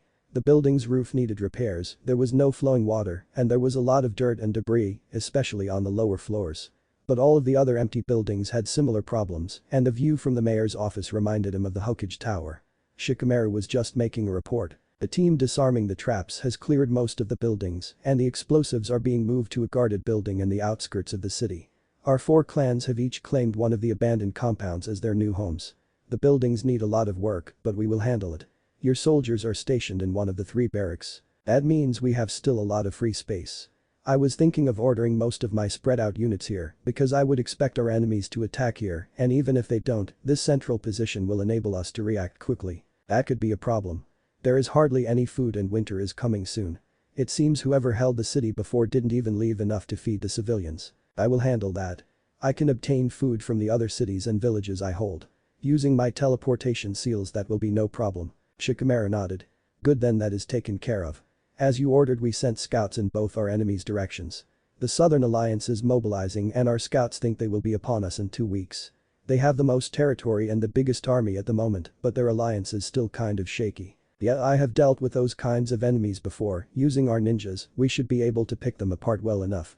We can turn them against each other through misinformation and fake attacks. If possible, I would prefer to prevent any larger battles and make many of those warlords take our side by diplomacy and, if anyone agrees to it, personal combat. To find ways to break them apart, I will need a report on the clan's active ninja strengths, mission experiences and preferred team compositions. Yes, I can prepare that together with my father and the other clan heads. Good, if you could have that by tomorrow, we can then begin to plan missions for the teams. Shikamaru nodded. Concerning the Northern Alliance, there is very interesting news. Warlord Tokugawa Oza killed most of the other warlords in a coup last week and made the rest of them swear loyalty to him. He has claimed the title of emperor. He will need a few months to organize his forces, but when he is done with that, he could be a formidable foe. And there are rumors that he has had ninja training. That sounds like we should deal with him now that he is weak. But I fear we would stretch ourselves too thin when fighting both of those factions at the same time. Troublesome, but I agree. Hinata entered the room, looking really tired. We are done. We have disarmed all the traps and secured the explosives. She shuffled towards a free chair and slumped down in it. Great work, Hinata. She gave him a tired smile, and Shikamaru continued his report. Coming back to our situation here. Apart from food, our main problems are that the whole littered city walls offer almost no protection and that there is no running water. I think we could fix the old water distribution system in a week or so if we concentrate almost all our attention to it, but the walls will take months of work. Alright, I was trying to rejuvenate my chakra since spending almost all of it in Konoha, but I am good enough now. I will use my paths and shadow clones to get food here, draw a basic protection seal around the city and start fixing the walls. Maybe I could even spend some chakra to teleport 1 or 2 of my remaining samurai units here. Then you have everyone available, work on restoring the water distribution system and prepare your report on our ninja as we discussed. Shikamaru nodded. You said your paths and clones would do all those things. What are you up to? Naruto rubbed the back of his head and grinned. Well, you see, he activated his Rinnegan and with a flick from his hand, he used his powers to pull Hinata from her chair into his lap.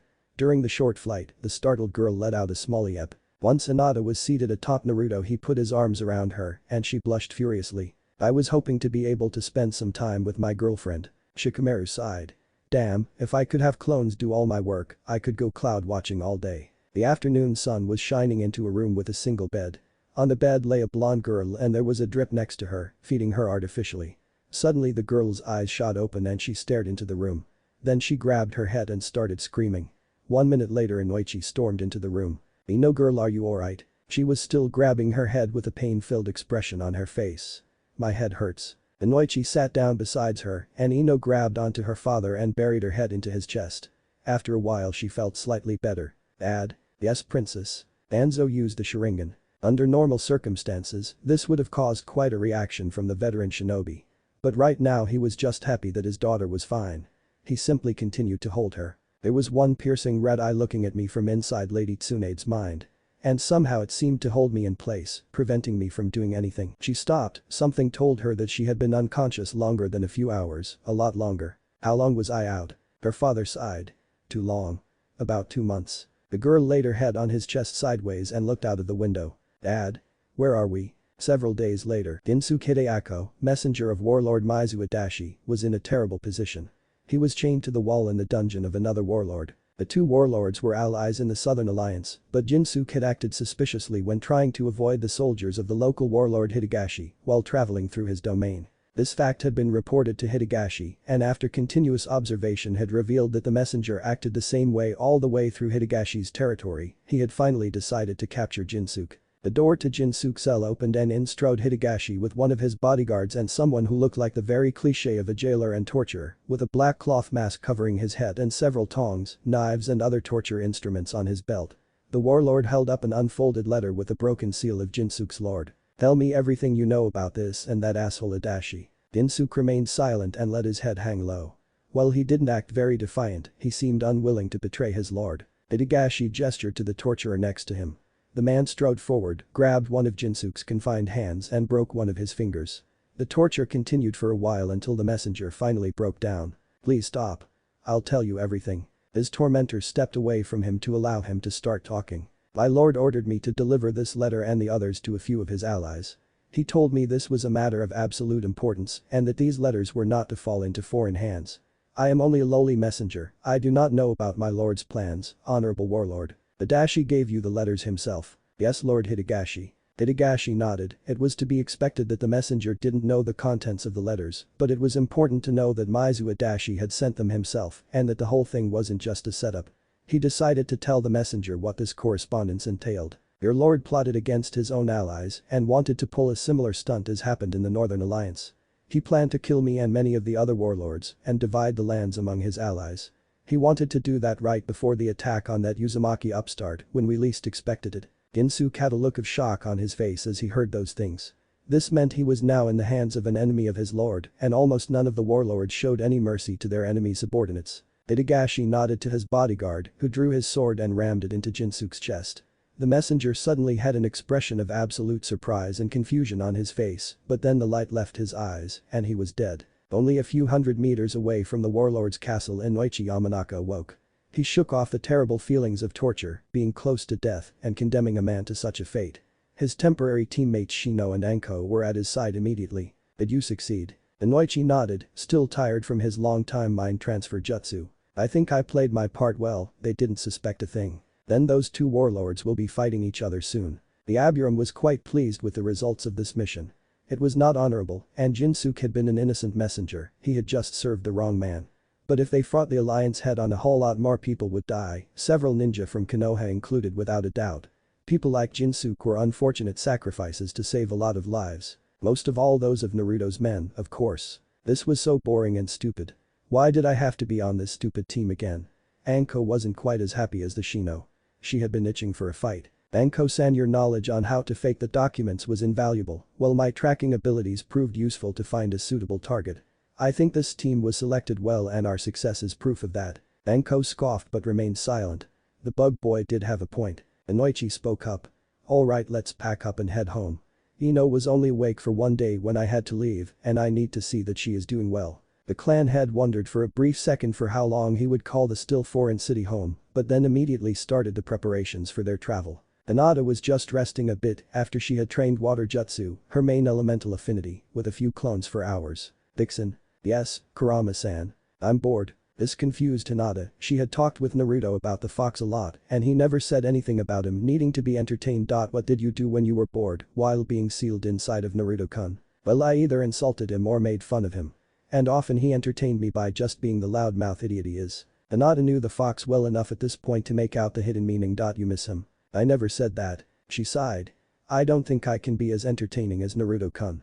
Maybe we could find something else for you to do. That you could let me out and allow me destroy a few cities. Hinata actually liked the part about letting him out, having a bit of privacy from time to time was something she definitely missed. The destroying a few cities part wouldn't do of course. Maybe we could find a way to let you out partially. Like I give you control over a shadow clone of mine. I like that idea. The seal is built upon the host's will to hold me in check. Maybe you could focus on letting my mind through while creating a shadow clone. Hinata did as she was told and after a few tries instead of another Hinata, there stood a red-furred fox with 9 tails.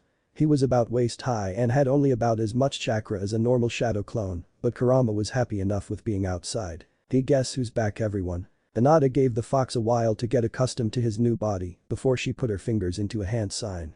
Kai. And the fox clone vanished. What was that for? I am sorry Kurama-san, but I needed to see what would happen with the clone's memories since it is made from both your and my chakra.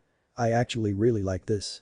I know what your clone saw, heard, smelled and felt, but I can't remember what it was thinking. Kurama immediately understood why this was a good thing to Hinata. He wouldn't be able to do anything without her knowing it. Damn. I guess you wouldn't let me out again if I decided to eat some people. Hinata knew the fox was teasing her for the most part. No. Oh well, at least I'll be able to stretch my legs a bit. Fu was wandering through the streets of the old capital.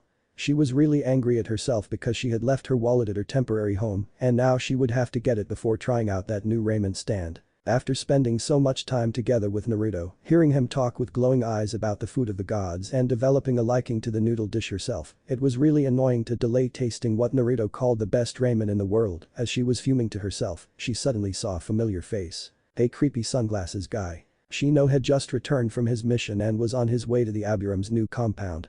He turned towards her, looking completely indifferent as always. How about you treat me for lunch for acting as strange as you did the other day? Shino thought about that. He knew that the girl was called Fu and that she was the host for the 7-tailed beetle. He had also found out that randomly sniffing on girls was not considered socially acceptable, so he should apologize for doing that. It was probably not logical to get involved with a being that if cut loose would be able to level the whole city, but that seems acceptable. Danzo's most reliable soldier had returned from his latest mission and they were discussing the events during the assassination attempt. From what you told me that must have been the Rinnegan. What does it do Jiraiya? A couple of things. It was the ocular power of the Sage of the Six Paths after all and is considered to be the strongest Taijutsu of all. The white-haired sage was about to continue but Danzo cut him off. Can you prepare a report with the details? Of course. Good, we will need that knowledge. The boy will most likely be surrounded by enemies soon when Sai finishes his mission and Iwa turns against him. But I want to be the one responsible for his death. What he did to Konoha is inexcusable. Very well. Shall I carry out the assassination myself then? Danzo thought about this. This was his strongest and most reliable man. But silent assassinations were not really his thing and Naruto was surrounded by a whole army and a lot of ninja. And there was a risk if Jiraiya fell into Naruto's hands. No, Sai will do it eventually after the boy's little country has become a single war zone. I need you for something else. Danzo stopped for a second, unsure if he did the right thing. But Naruto's actions had weakened the leaf and the fire daimyo had been furious. He needed to mend the damage fast. I need you to start negotiations with an old accomplice of mine and friend of yours. It had been over 3 months since the clans arrived in the west when there was a small attack on Suna by just 2 people. Sasori of the Red Sands and Deidara. They obviously wanted to capture the host of the one-tailed Tanuki, Gaara. Unfortunately for the 2 Akatsuki members, Naruto's pre-top path was just in a meeting about their trade agreements with the Kazekage and they were driven off by the combined efforts of the 2 young men. There was some damage done to several buildings by Deidara's explosives and several sand shinobi were killed, most of them by a traitor among the Suna shinobi. But overall the village hidden in the sand came out of the incident relatively unscathed. A few days later someone else arrived in Suna and now Naruto was anxiously awaiting her arrival in his office. Through his shared vision Naruto saw how the pre-top path and his companion arrived in the small teleportation circle just outside his office. The path teleported away again to return to Suna to continue negotiations and make sure that the Akatsuki hadn't returned. But the other person opened the doors to Naruto's office and stepped in. Shizune Ni-san. Naruto flew at the woman and captured her in a hug.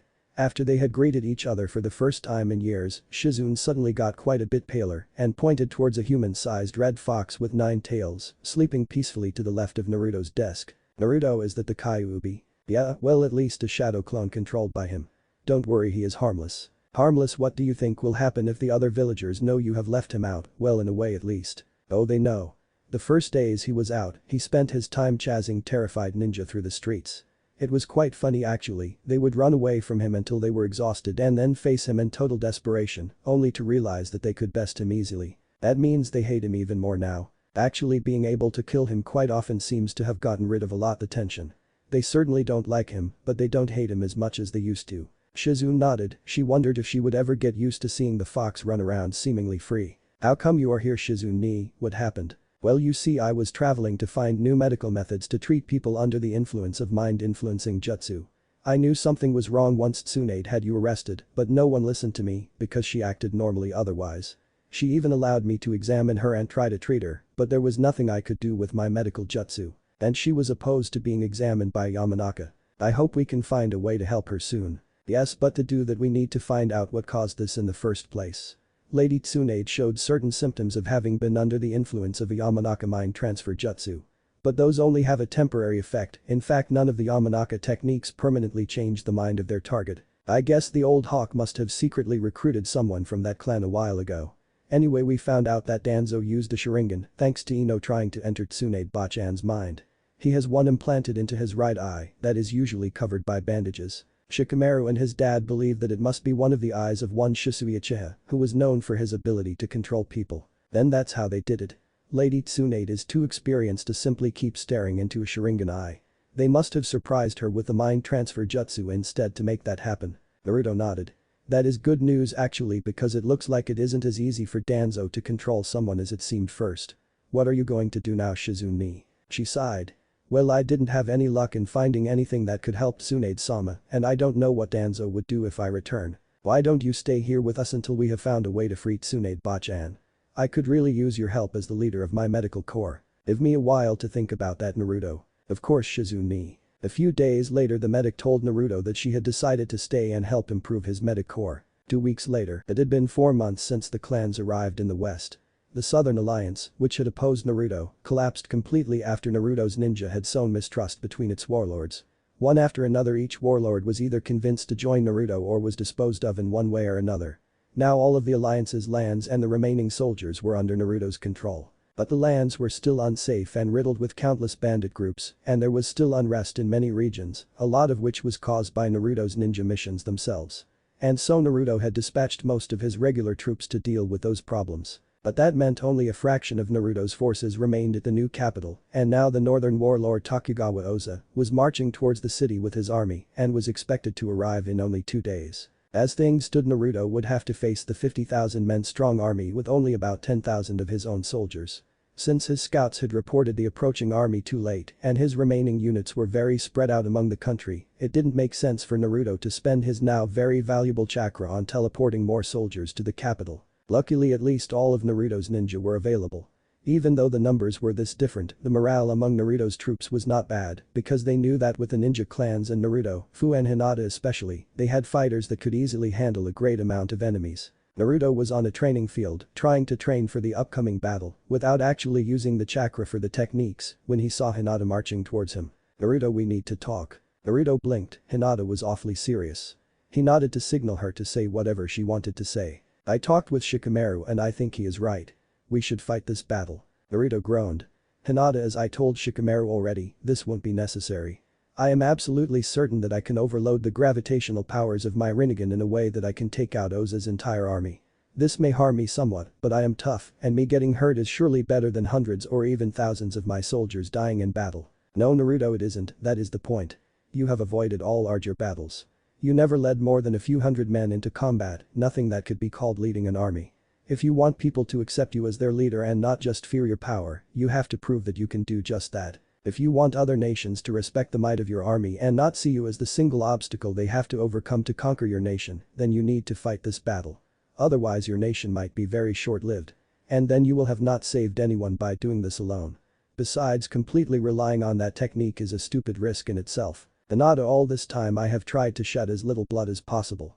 And now you are trying to talk me into the one approach of the situation, which will most likely get more people killed than any other." He lowered his head a bit. "And I don't want to risk your life or that of my friends if I can help it." Usually he didn't have such qualms, as he would always believe his friends to pull through. But the upcoming battle worried him more than he liked to admit. Especially since with him being the undisputed leader, everyone else's lives were in his hands. Naruto, you will have to trust in us. There is no way that you can always protect us from danger, we are ninja after all. She smiled at him. And believe me if I tell you that I will do anything to make sure neither of us dies in that battle, there is too much I have to live for. Naruto smiled slightly and nodded. Let's talk with Shikamaru and the others about our strategy and try everything to minimize our losses. Maybe we can even find a way to capture as many of our enemies as we can and not kill them. Somehow this managed to cheer Naruto up considerably. Yes. You're right, Hinata, we will make sure to save as many lives as possible. Naruto was standing among his army atop a hill just 1 hour outside of the capital. They had decided to meet the enemy away from the city to protect it and its people from harm, and because fighting from the city walls wouldn't really have helped them.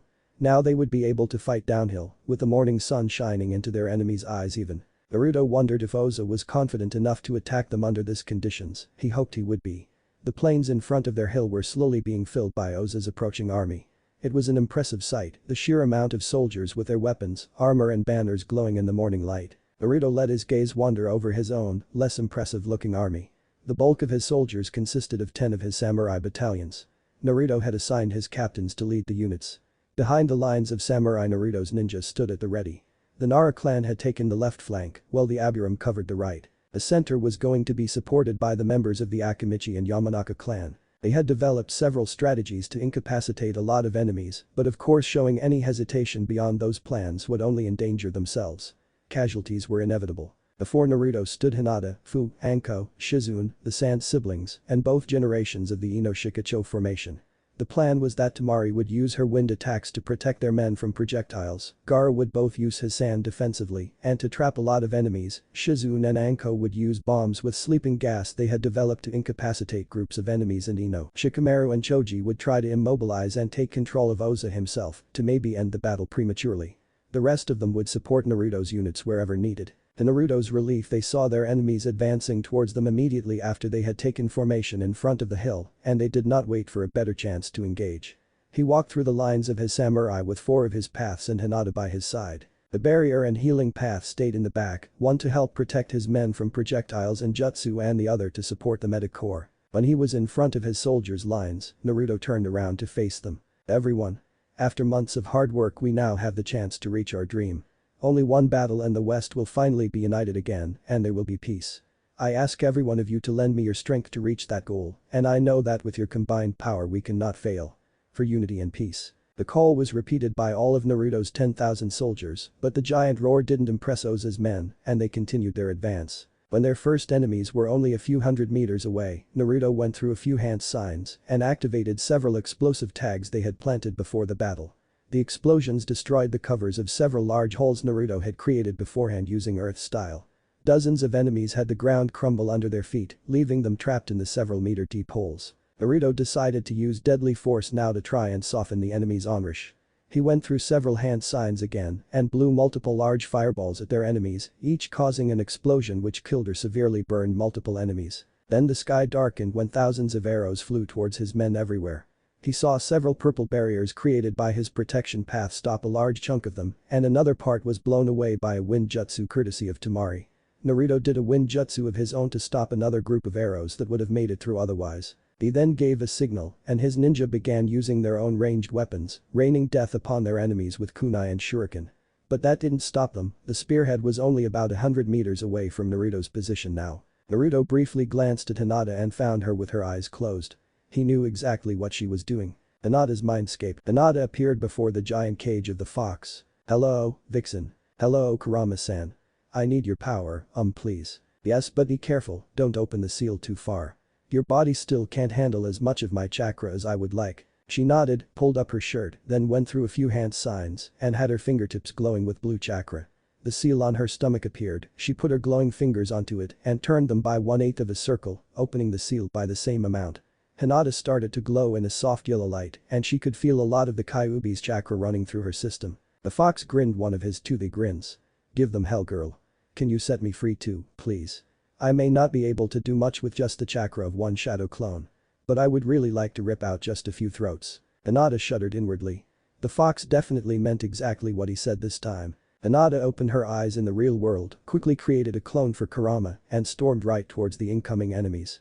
She used a fox's chakra to create additional limbs and use them, her Byakugan and her gentle fist style in combination to tear through the enemy lines. While it was hard enough to stand against a Hyuga in close combat normally, it was a total nightmare against one who could create additional limbs that were able to stretch and bend very far. Hinata usually only needed a single touch to either incapacitate or kill an enemy. At the same time Naruto was fighting as well, surrounded by his paths. So far he tried to conserve his chakra and he hardly used any techniques. He only fired off one more flame jutsu to deal with an especially pesky flock of enemies, but apart from that he used basic taijutsu.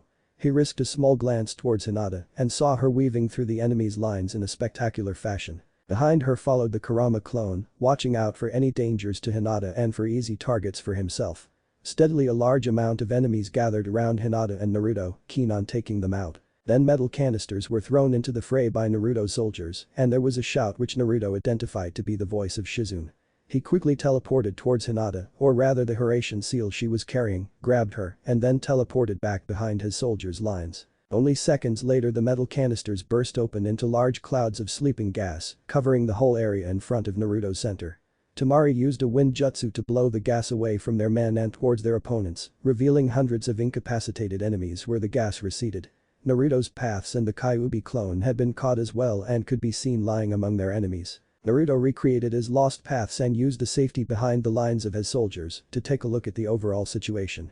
On the right flank the Aburum were absolutely wrecking their enemies, their insects draining them of energy and leaving them unconscious. The left flank was in more peril as the Nara could not really deal very well with a large amount of enemies because they got exhausted quite fast if they used their techniques for taking out multiple opponents.